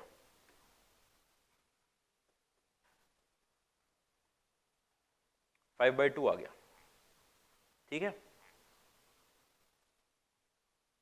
12.5 में से 10 घटा दोगे, ये तो सब ठीक है मेथड। लेकिन फ्रैक्शनल पार्ट में जनरली क्या मेथड आपके पास यूज होगा, ग्राफिकल मेथड, कि आपने एक 5 तक का ग्राफ ले लिया। ध्यान से देखते हैं ना, मैं डायरेक्ट फॉर्मूला लिखवाऊंगा इसका भी, ये 1 2 3 4, एकदम से फॉर्मूला अजीब सा ना लगे इसलिए लिखवाना पड़ता है। ये आपको क्या बताता है, अगर आपको डेफिनेट इंटीग्रेशन लेना है 0 से 5 तक के बीच में किसी भी फंक्शन में, आज वो function fractional part of x है, तो वो फंक्शन और एक्स एक्सिस के बीच का एरिया बताता है। ये सब के सब जो एरिया आ रहे हैं निकल निकल के, ये ट्राइंगल है ना भाई, ये ट्राइंगल है, ये सारे ट्राइंगल कॉन्ग्रुएंट ट्राइंगल है कि नहीं है, राइट एंगल है, ये वन है, ये वन है, कॉन्ग्रुएंट ट्राइंगल, ये सबके सब अगर कॉन्ग्रुएंट ट्राइंगल है तो आपको पता है जो एरिया आएगा वो आपने area of 5 into area of triangle 1, ये ना ट्राइंगल 1 मान लिया इसको कि 1 2 3 4 5 ट्राइंगल आ रहे हैं, 5 इंटू एक ट्राइंगल का area half into base into height, तो 5 इंटू 1/2 इंटू बेस आ रही है 1, हाइट भी आ रही है 1, बेस भी 1 है और हाइट भी 1 है। ठीक है, कितना आ जाएगा निकल के, 5/2। ट्राइंगल के एरिया से सॉल्व करेंगे, ट्राइंगल के एरिया से। बात समझ में आ रही, कितने ट्राइंगल आए थे, 5 ट्राइंगल, तो 5/2 आया। अगर आपके पास यहीं पर इंटीग्रेशन में 0 से लेकर n, where n is an integer, fractional part of x dx आ गया होता, तो आपको पता है कि हम कितने ट्राइंगल ले आते उस टाइम पे। ठीक है, यहां पर आपके पास n आता, भाई 1 तक जब पहुंचे थे तो एक ट्राइंगल बन गया था, n तक पहुंचे तो कितने ट्राइंगल बन जाएंगे, n ट्राइंगल बन जाएंगे। n ट्राइंगल बन जाएंगे, हर ट्राइंगल का एरिया कितना है, 1/2 है। n ट्राइंगल जिसमें हर ट्राइंगल का एरिया 1/2 है, कितना हो जाएगा, n/2 हो जाएगा। इसका मतलब 0 से लेकर किसी इंटीजर में फ्रैक्शनल पार्ट ऑफ x सीधा कितना देगा आंसर, n/2। ठीक है, जितने इंटीजर पढ़ रहे हैं, बात समझना, जितने इंटीजर। इसमें बात क्या, अगर आपके पास 7 से लेकर 11 में fractional part of x dx आ गया, भाई यहां पर क्या लिखूं, 7 से लेकर 11 तक कितने हैं, 7 से 8 तक एक, 8 से 4, 4/2।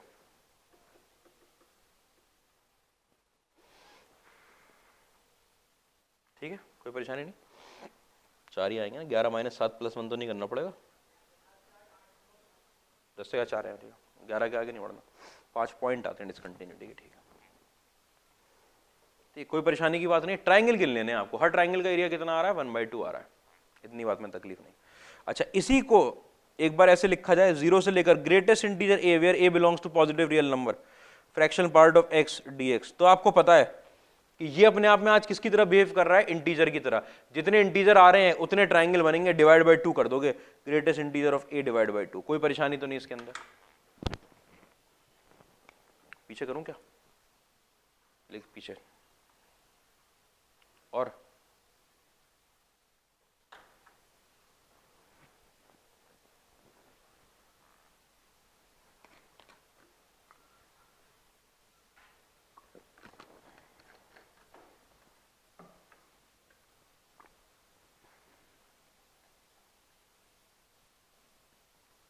देख लो आराम से, तो ग्रेटेस्ट इंटीजर a पे बात चल रही।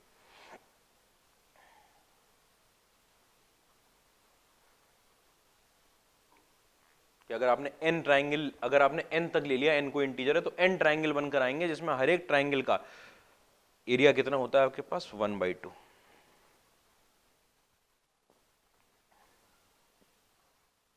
हर एक ट्राइंगल का एरिया कितना होगा, 1/2।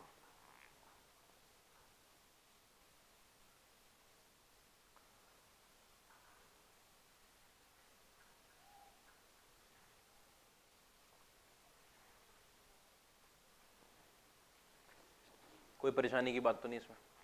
लिख लिया है? अगला क्वेश्चन दे दूं? क्वेश्चन दे दूं पहले। ठीक है, क्वेश्चन क्या है आपके पास? पहला है 0 से लेकर 11.7 तक fractional part of x dx।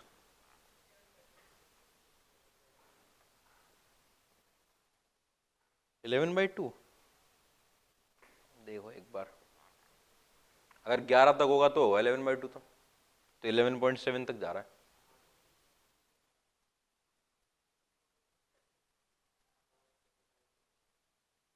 ये लिख लिया था, लिख लो पहले। 0 से लेकर 11.7 तक जा रहा है, ठीक है, तो 11 तक लोगे पहले तो। मेथड 2 से ही करना है आपको, ये सिंपल क्वेश्चन है, फ्रैक्शनल पार्ट का आपको ग्राफ बनाना है, ये नहीं कि 11 तक ब्रेक कर रहे हो। ठीक है, देखो ऐसे करके सोचा गया है इसके अंदर। ठीक है, ये 1 ये 2, ठीक है, 11 ये था 10, ये आ गया 12, यहां पर आएगा 11.7। ठीक है, ये जो ट्राइंगल थे सारे के सारे, ये पूरे के पूरे 11 ट्राइंगल आ चुके हैं, और ये वाला ट्राइंगल इतना आया है। ठीक है, इतना आया ट्राइंगल,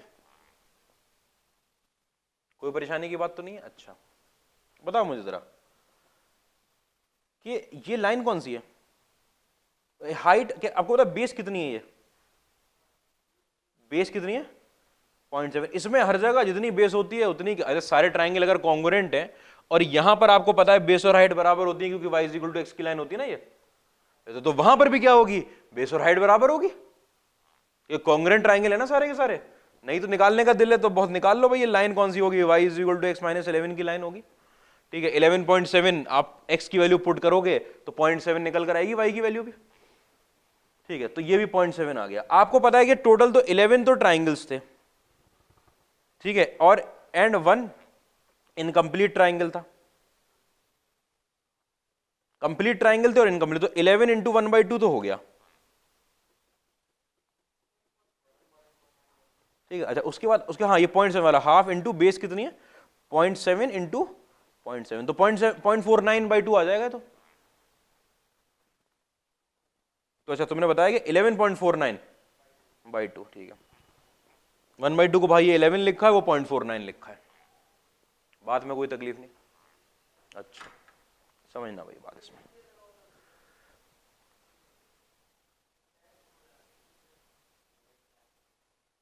क्या बोलने लगे, तो 11 तक लगाते, 11 तक लगाते, क्या वो 0.7 में ग्राफ नहीं आता? 11 से 11.7 के बीच में 11 वैल्यू निकलती कि नहीं निकलती? 0 थोड़ी निकलता, तुम उसे 0 क्यों मान रहे बार बार?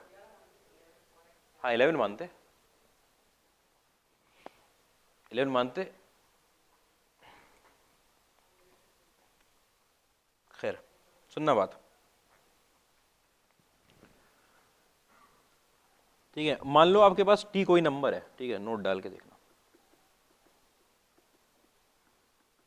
t कोई एक नंबर है, ठीक है, t के अंदर एक ग्रेटेस्ट इंटीजर t प्लस में फ्रैक्शनल पार्ट ऑफ t ऐसे करके आ रहा है। ठीक है, एक समझाना चाह रहा हूं बात, t को समझ के चलो कि वो 11.7 है, अभी जो क्वेश्चन किया उससे लिंक करेंगे। ठीक है, तो ग्रेटेस्ट इंटीजर ऑफ t कितना हो जाएगा, 11, और फ्रैक्शनल पार्ट ऑफ t कितना हो जाएगा, 0.7। कोई परेशानी तो नहीं? आपसे इंटीग्रेशन करवाया गया है 0 से t fractional part of x dx का, फॉर्मूला लिख रहा हूं असल में मैं। अगर t के अंदर हाँ भाई t अगर 11.7 था, तो t के अंदर कितने ट्राइंगल आए थे, 11 ट्राइंगल आए थे, ध्यान समझना 11 ट्राइंगल, आज वो 11.7 नहीं है। अगर t अपने आप में कोई रियल नंबर है, पॉजिटिव रियल नंबर, तो कितने इंटीजर आएंगे उसके वहां तक, ग्रेटेस्ट इंटीजर ऑफ t, तो इतने तो पूरे पूरे ट्राइंगल आएंगे, तो पूरे ट्राइंगल का एरिया डिवाइड बाई 2 आएगा कि नहीं आएगा? कोई परेशानी इसके अंदर? और जो छोटा अधूरा ट्राइंगल बचेगा जो फ्रैक्शन पार्ट की वजह से आया था, वो कितना आया था, 0.7 का होल स्क्वायर डिवाइड बाई 2 आया था कि नहीं आया था? इसका मतलब 0.7 का मतलब कौन, fractional part of t plus में फ्रैक्शनल पार्ट ऑफ t का whole square divide by 2, directly. याद करने की जरूरत नहीं है, क्योंकि निकाल लाओगे, लेकिन ये फॉर्मूला होता है एक, आप ये समझना कि इसकी आपको नीड नहीं है, लेकिन आप किताब में देख लो लेते अगर तो परेशान होते, पता नहीं क्या था जो छोड़ दिया गया, ऐसी कोई चीज थी, पता नहीं क्या लिखा था सर, कुछ बहुत बड़ी भारी चीज जो छोड़ दी गई थी। आगे बात समझ में आ गई इतनी, कोई परेशानी तो नहीं है? आगे बढ़ जाऊं। इंटीग्रेशन में 0 से 1 में greatest integer 2x dx, simple question, पहला क्वेश्चन। दूसरा क्वेश्चन 0 से 1 में ग्रेटेस्ट इंटीजर 3x dx, धीरे धीरे उठा रहे हैं क्वेश्चन।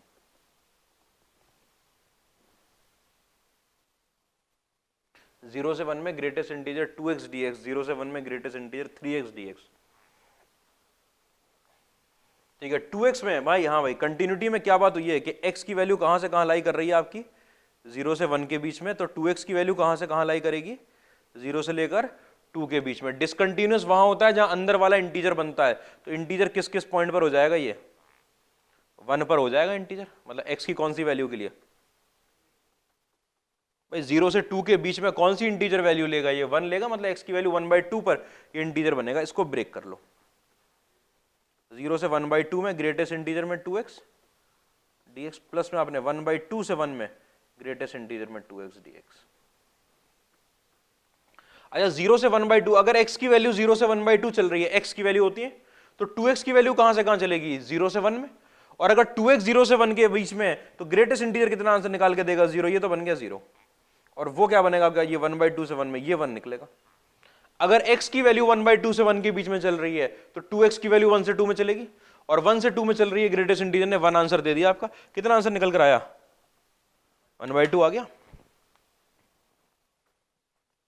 1/2 तो आया होगा, है ना। x बना यहां पर, x की जगह 1 - 1/2, 1/2 आया, बनाया है। अच्छा, दूसरे वाले का ठीक है, इसमें तो डिसकंटिन्यूटी पे पूरी बात कर दी हमने कि जब x की वैल्यू 1/2 से 1 के बीच में जा रही है, तो 2x 1 से 2 के बीच में जा रहा होगा, और 1 से 2 के बीच की वैल्यू पे ग्रेटेस्ट इंटीजर आंसर 1 दे रहा है आपको।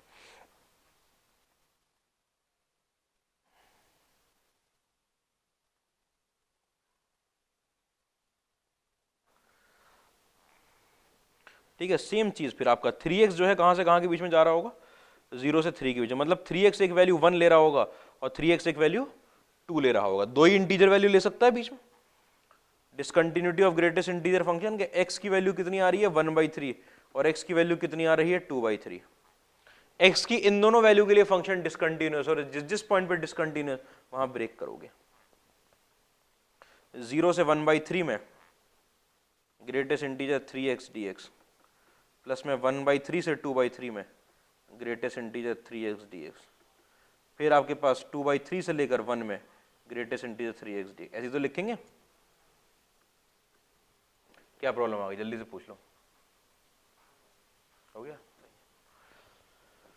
हाँ भाई, ये यहां मैं दिखा दूं, इसमें दिखा दूं, 3x की वैल्यू, अगर आपकी x की वैल्यू चल रही है, देखो ये लिमिट x की लगी हुई है, x की वैल्यू कहां से कहां चल रही है 0 से लेकर 1/3 में, तो 3x की वैल्यू कहां से कहां चलेगी 0 से लेकर 1 में, और ये ग्रेटेस्ट इंटीजर के अंदर जो वैल्यू बैठी है उसकी वैल्यू अगर 0 से 1 में के बीच में, इनमें से किसी भी वैल्यू पे ग्रेटेस्ट इंटीजर लगेगा, आंसर 0 निकलेगा। अरे हाँ, तुम्हें तो पता ही है क्या उसमें 0 प्लस, ठीक है। यहां पर कितना निकल कर आएगा आपके पास 1/3 से लेकर 2/3 में 1 dx, और यहां पर कितना निकल कर आएगा 2/3 से लेकर 1 में 2 dx। थोड़ा फंक्शन से बड़ा काम कर लो, क्योंकि जो है मुझे समय समझाना बार बार बहुत मुश्किल हो रहा है, क्योंकि महीनों के हिसाब से यही समझाया वो चल रहा है। 2/3 माइनस है 1/3, प्लस में 1 - 2/3, 2 टाइम्स 1 - 2/3, तो ये कितना निकल कर आया 1/3, और वो कितना निकला 2/3, 1 बन जाएगा। कोई परेशानी की बात नहीं, अरे दिखना बंद हो गया होगा, चल रहा है, चल जाएगा, कोई परेशानी तो नहीं। डाउट तो पूछ लो, परेशानी नहीं होना है अभी भी, क्योंकि समझ में आना जरूरी है। 0 से लेकर 1.5 में आपके पास ग्रेटेस्ट इंटीजर में x² dx,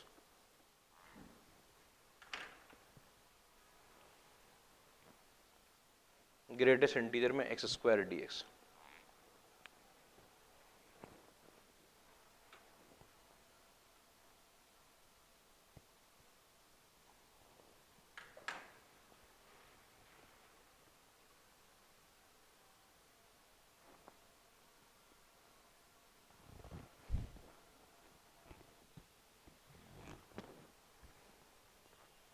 बहुत बढ़िया बात। x की वैल्यू कहां से कहां चल रही है भाई? 0 से लेकर 1.5 में। बताओ x स्क्वायर की वैल्यू कहां से कहां चलेगी? 0 से लेकर 2.25 तक। आपसे ये बात हुई है कि भाई ग्रेटेस्ट इंटीजर के अंदर वाला जब इंटीजर बनेगा, अंदर वाला जब इंटीजर, अंदर वाला फंक्शन जो उसकी रेंज निकाल ली पहले, तो वो इंटीजर कहां का बनेगा आपका? एक्स स्क्वायर की वैल्यू 1 पर और एक्स स्क्वायर की वैल्यू 2 पर। ठीक है, इसका मतलब x की वैल्यू 1 के लिए और x की वैल्यू √2 के लिए। ठीक है, तो 0 से 1 में आपके पास ग्रेटेस्ट इंटीजर में x square D X, plus में आपका 1 से लेकर √2 में greatest integer x square D X, plus में आपके पास √2 से लेकर 1.5 में greatest integer x square D x. 1.5 से पहली लाई करता है ना √2। एक्स की वैल्यू ये चल रही थी, इधर देख लो, इधर देख लो। ठीक है, तो उससे क्या निकाला जाएगा? अंदर वाले फंक्शन की रेंज। तो एक्स स्क्वायर किया तो ये आ गई। अब आपको देखना है कि अंदर वाला फंक्शन इस रेंज में इंटीजर की कौन सी वैल्यू ले रहा है। तो 0 से 2.25 में एक वो 1 हो सकता है और एक वो 2 हो सकता है। एक्स स्क्वायर 1 कब होगा? x = 1 पर, मतलब -1 पे भी होता है, लेकिन हम तो 0 से शुरू कर रहे हैं। ठीक है, और कब होता है? √2 पर। ठीक है, तो ये लिमिट में ब्रेक कर दिया मैंने। 0 से 1 में जब रहेगा तो भैया ये तो 0 निकलेगा। ठीक है, 1 से √2 में, 1 से √2 में, 1 से √2 में, 1 से √2 का मतलब है कि एक्स स्क्वायर की वैल्यू 1 से 2 के बीच में 1 निकलेगा ना। x क्या बताने लगे? अच्छा, इंटीग्रेशन। ठीक है, फिर यहां पे कितना निकलेगा? 2 निकलेगा। √2 से लेकर 1.5 में 2 निकलेगा। कि भाई ये जो एक्स स्क्वायर की वैल्यू है, जब मैं x की वैल्यू √2 से 1.5 ले जाऊंगा तो एक्स स्क्वायर की वैल्यू 2 से लेकर 2.25 जाएगी। ग्रेटेस्ट इंटीजर के अंदर अगर 2 से बड़ी वैल्यू बैठी है तो ग्रेटेस्ट इंटीजर आंसर कितना देगा? 2 देगा। ठीक है, तो ये कितना आया आपके पास? √2 - 1 प्लस में 2 टाइम्स 1.5 माइनस में √2, तो 3, मतलब 2 माइनस कितना बताया हमने? 2 माइनस √2। ये बात में परेशानी कुछ नहीं है। ठीक है, अगला क्वेश्चन देखो।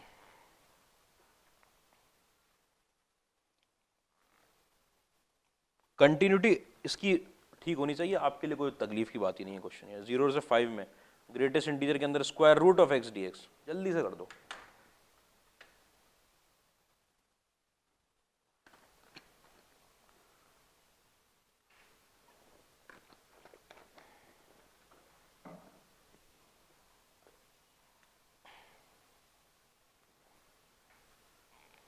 अगर x की वैल्यू 0 से 5 के बीच में चल रही है तो √x की वैल्यू कहां से कहां के बीच में चलेगी? 0 से लेकर √5 के बीच में। तो √x इंटीजर की कौन कौन सी वैल्यू ले लेगा? एक 1 ले लेगा, एक 2 ले लेगा, इसके अलावा कोई वैल्यू नहीं ले सकता इंटीजर की। अगर √x की वैल्यू 1 हो रही है, इसका मतलब x की वैल्यू कितनी आ रही है? 1। √x की वैल्यू 2 हो रही है, इसका मतलब x की वैल्यू कितनी आ रही होगी? 4।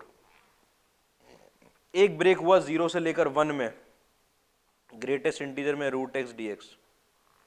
ठीक है, एक ब्रेक हुआ 1 से लेकर 4 में ग्रेटेस्ट इंटीजर में √x dx, और एक ब्रेक हुआ 4 से लेकर 5 में ग्रेटेस्ट इंटीजर में √x dx। 0 से 1 अगर x चलेगा, ये अंदर वाला फंक्शन 0 से 1 के बीच में ग्रेटेस्ट इंटीजर 0 आंसर देगा। 1 से 4 में चलेगा अगर, तो ये कितना आंसर देगा? 1 आंसर देगा। ऐसे ही वो ब्रेक होता है। ठीक है, 1 इंटीग्रल dx और यहां पर 2 5, ठीक है, चलो इंटीग्रल में 2 dx। एक बार 1 निकलेगा, एक बार 2 निकलेगा। अब तो इतना तो पकड़ में आ गया कि ब्रेक ही हम ऐसे करते हैं, लगातार ही निकलना है उनको। डायरेक्ट भी आप लिख सकते हो। तो ये निकल कर आएगा 1 के साथ कितना? 4 - 1 प्लस में 2 के साथ कितना आएगा? 5 - 4। तो ये 3 + 2 5 आ गया आंसर।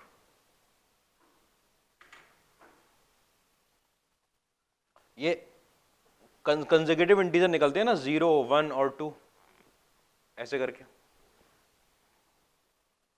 कोई परेशानी तो नहीं? अगले क्वेश्चन पे आओ।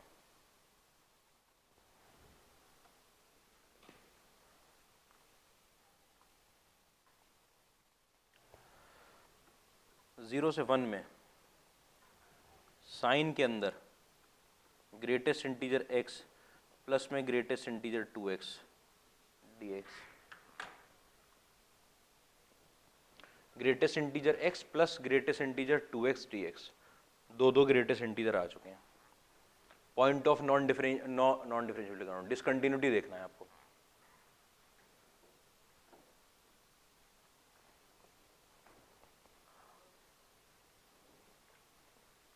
जीरो से वन के बीच में इसकी तो कोई तकलीफ ही नहीं है, ठीक है। ये कितना क्या निकलेगा? 1/2 निकलेगा। सबसे बढ़िया बात यही है कि जीरो से वन के बीच में आप इसे लिखोगे साइन के अंदर ग्रेटेस्ट इंटीजर में 2x। ये क्यों लिखने लगे? क्योंकि आपको पता है जब x की वैल्यू कहां से कहां चल रही है, जीरो से वन के बीच में, तो ग्रेटेस्ट इंटीजर x हमेशा जीरो आंसर देगा। इसका मतलब ये लिख दो चाहे जीरो लिख दो, बात बराबर है। कंफ्यूज करने की चीज होती है। जैसे ये वाली बात आ गई, आपको पता है ग्रेटेस्ट इंटीजर वहां डिसकंटिन्यूअस जहां अंदर वाला इंटीजर, अगर x की वैल्यू जीरो से वन के बीच में चल रही है तो 2x की वैल्यू जीरो से 2 के बीच में चल रही होगी। इसका मतलब 2x की वैल्यू वन इंटीजर बन रहा होगा। इसका मतलब x इज इक्वल टू 1/2 पर। एक आपने ब्रेक किया x जीरो से लेकर 1/2 में साइन के अंदर ग्रेटेस्ट इंटीजर में 2x, ठीक है। एक आपने ब्रेक किया 1/2 से लेकर 1 में साइन के अंदर ग्रेटेस्ट इंटीजर 2x। अच्छा, जीरो से 1/2 में तो जीरो बता देगा, तब तो इधर जीरो बना देगा। यहां पर क्या बनाएगा आपकी बार? साइन 1/2 से लेकर 1 में। ये आपको पता है ग्रेटेस्ट इंटीजर जीरो बनाता, आप ब्रेक ही ऐसे करते हुए कंसेक्यूटिव इंटीजर बनाते चले वो। ये क्या बना देगा? जीरो बना देगा। जीरो बनाएगा, साइन जीरो की वैल्यू जीरो हट गया। ये क्या बना देगा? 1 बना देगा। साइन 1 कांस्टेंट है, बाहर आ गया, तो साइन 1/2 आ गया। Sine 1 divide by 2। कोई तकलीफ की बात नहीं।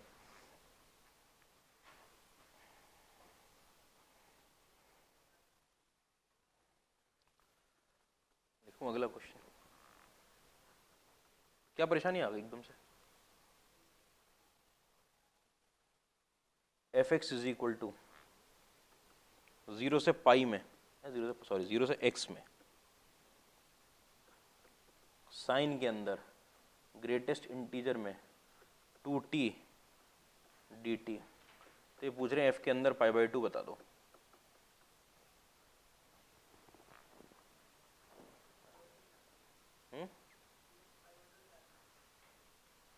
क्वेश्चन लिखने का तरीका होता है। न्यूटन लेबनीज का क्वेश्चन नहीं है ये, जबकि आपको बात बताई मैंने, वेरिएबल लिमिट का क्वेश्चन सिर्फ न्यूटन लेबनीज का क्वेश्चन होता है, लेकिन ये वो क्वेश्चन नहीं है। आपको एफ एक्स की जगह क्या पुट करना है? π/2 पुट करना है। यहां पे जब x की जगह पर π/2 पुट करूंगा इस तरफ, तो यहां भी तो x की जगह π/2 पुट करूंगा इस x की जगह पर। जीरो से π/2 की लिमिट निकालनी है साइन के अंदर, यहां पर 2t dt निकाल रहा है भाई ये।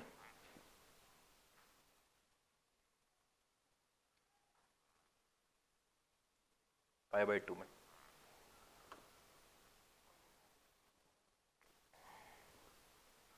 अगर t की वैल्यू, अब π/2 पुट कर दिया तो t की वैल्यू हो गई लिमिट। तो t की वैल्यू कहां से कहां जा रही है? जीरो से लेकर π/2। तो 2t की वैल्यू कहां से कहां जाएगी? जीरो से लेकर पाई में, जीरो से लेकर पाई में, मतलब कि 3 से बड़ी वैल्यू है, ठीक है। मतलब कौन कौन से इंटीजर 2t पकड़ लेगा? 2t जो ग्रेटेस्ट इंटीजर में बैठा है वो कौन कौन से इंटीजर पकड़ेगा? 1, 2t की वैल्यू 2, 2t की वैल्यू 3।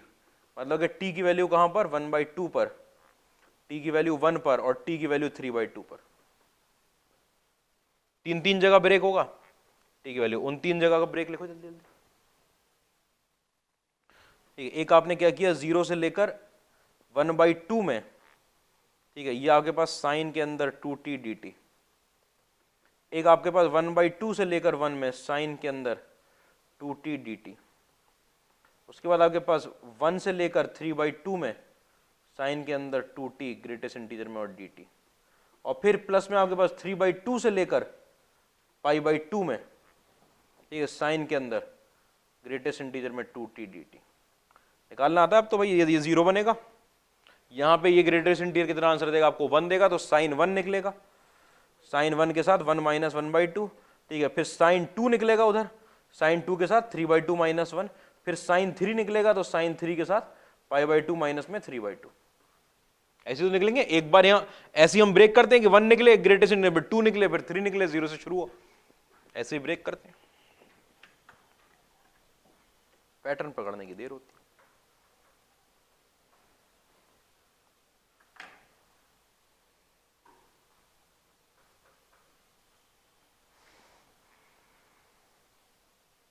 लिख लिया कुछ, हो गया। f π/2 की वैल्यू निकालनी थी, कर लेना, उसमें कितना आएगा। ठीक है, अगला देखो, अगला क्वेश्चन क्या है कि 0 से इनफाइनाइट में ग्रेटेस्ट इंटीजर के अंदर 2/e की पावर में x, 2/e की पावर में x, ये ग्रेटेस्ट इंटीजर फंक्शन है आपका।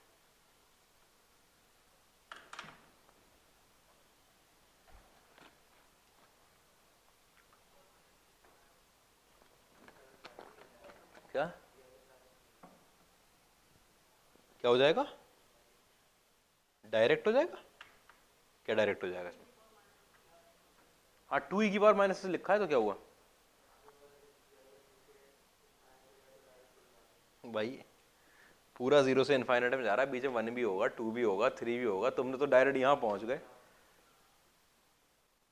X tending to infinite. ये लिखा है क्या? ये इसको बताया था कि डायरेक्टली लिमिट खुल जाती है अगर ग्रेटेस्ट इंटीजर के अंदर वाला लिमिट कह रहा हूं इनफाइनाइट बन रहा हो तो ग्रेटेस्ट इंटीजर डायरेक्ट निकल आता है। ये तो भैया वो 1 2 3 से लेकर इनफाइनाइट के सारे पॉइंट हैं, कहां एकदम से वैल्यू? अरे आंसर बताओ, 2 और 1 तो आएगा, आंसर बताओ। बढ़िया भाई, x की वैल्यू सबसे अच्छी दे रखी है हमको 0 से लेकर इनफाइनाइट के बीच में। ठीक है, e की पावर x की वैल्यू कहां से कहां चली जाएगी? 1 से लेकर इनफाइनाइट के बीच में। ठीक है, रेसिप्रोकल ले लूंगा पॉजिटिव वैल्यूज का, रेसिप्रोकल ले लूंगा तो 0 से लेकर 1/e की पावर x कहां चला जाएगा? 1 में। भाई ये इधर आ जाएगा रेसिप्रोकल होकर और ये इधर आ जाएगा रेसिप्रोकल होकर। ठीक है, फिर 2 मल्टीप्लाई कर रहे हैं तो 2/e की पावर में x आपका कहां से कहां में जाएगा? 0 से लेकर 2 में जाएगा। बताओ कौन सी इंटीजर वैल्यू लेता है ये? 2/e की पावर में x की कितनी वैल्यू हो सकती है? 1, सिर्फ 1। क्या हुआ? अरे 0 से 2 में चल रहा है ना, सिर्फ कौन सी वैल्यू हो सकती है? 1 हो सकती है। अच्छा, सिर्फ अगर इसकी वैल्यू 1 हो सकती है आपकी 2e की पावर x की, तो e की पावर x की वैल्यू इसका मतलब कि 2 हो सकती है। तो x की वैल्यू कितनी हो सकती है? ln2। अच्छा, ln2। आपने एक बात कर ली सीधे भाई कि 0 से लेकर किस जगह पर? 0 से लेकर चलना ln2 तक, या 2/e की पावर में x प्लस में फिर आपका ln2 से लेकर इनफाइनाइट तक ग्रेटेस्ट इंटीजर में 2/e की पावर में x dx। मैं आपको बता दूं, ये जो फंक्शन लिखा हुआ है 2e की पावर में माइनस x, ये अपने आप में डिक्रीजिंग फंक्शन है, ये अपने आप में डिक्रीजिंग फंक्शन है। ये इस फंक्शन को देखना ध्यान से, 2e की पावर में माइनस x, e की पावर में माइनस x कैसा भी रहता है और 2e की पावर में माइनस x तो आपके पास ऐसे आ जाएगा।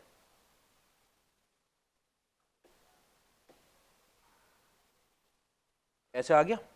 ठीक है, इसमें से यहां पर वैल्यू कितनी हो रही होगी? 1 हो रही होगी। यहां 2 हो रही है फंक्शन की वैल्यू, यहां 1 हो रही है। x की किस वैल्यू के कॉरस्पॉन्डिंग 1 हो रही है? ln2 के। x की वैल्यू जब ln2 होगी तो आपका y is equal to 2 times e की पावर में माइनस x, कितना आंसर दे रहा होगा आपको? 1 आंसर दे रहा होगा। मैं बना रहा हूं ग्रेटेस्ट इंटीजर का ग्राफ, इसका ग्राफ बनाने जा रहा हूं। हाँ भाई बताओ, जब आप 0 चलना शुरू हुए, ठीक है, ग्रेट यहां फंक्शन की वैल्यू 2 से छोटी है, 2 से छोटी वैल्यू अगर ग्रेटेस्ट इंटीजर में गई, कितना आंसर दिया उसने? 1 आंसर दिया, ये 1 निकलता रहा 1। ठीक है, जैसे ही आप ln2 के आगे बढ़े, जो फंक्शन की वैल्यू थी, अंदर वाले फंक्शन की वैल्यू 1 से छोटी हो गई, और 1 से छोटी हो गई, ग्रेटेस्ट इंटीजर ने कितना आंसर देना शुरू किया? 0 आंसर देना शुरू किया। यहां से 0 निकलते चला गया, सिर्फ डिक्रीजिंग है फंक्शन। इसका मतलब सिर्फ इतनी तो आंसर निकलना है, इतनी तो वैल्यू निकलनी है। ये तो अब तो मैंने ग्राफ ही बना दिया, अब क्या इंटीग्रेशन करोगे तुम इसका? क्या ये ln2 इंटू 1? ये ना ग्राफ, ये सीधी सीधी लाइन जाती है ना ग्रेटेस्ट इंटीजर की। आपको पता है तो रेक्टेंगल बना हुआ है, रेक्टेंगल बना हुआ है, कितना आएगा? ln2।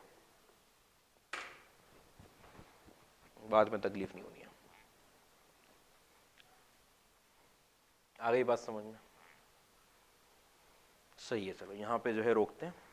बाकी क्या है कि आपका ये छोटे छोटे क्वेश्चन आज लगा लिए, थोड़ा बेहतर क्वेश्चन कल करते हैं इसके, स्प्लिटिंग वाले, स्प्लिटिंग द लिमिट।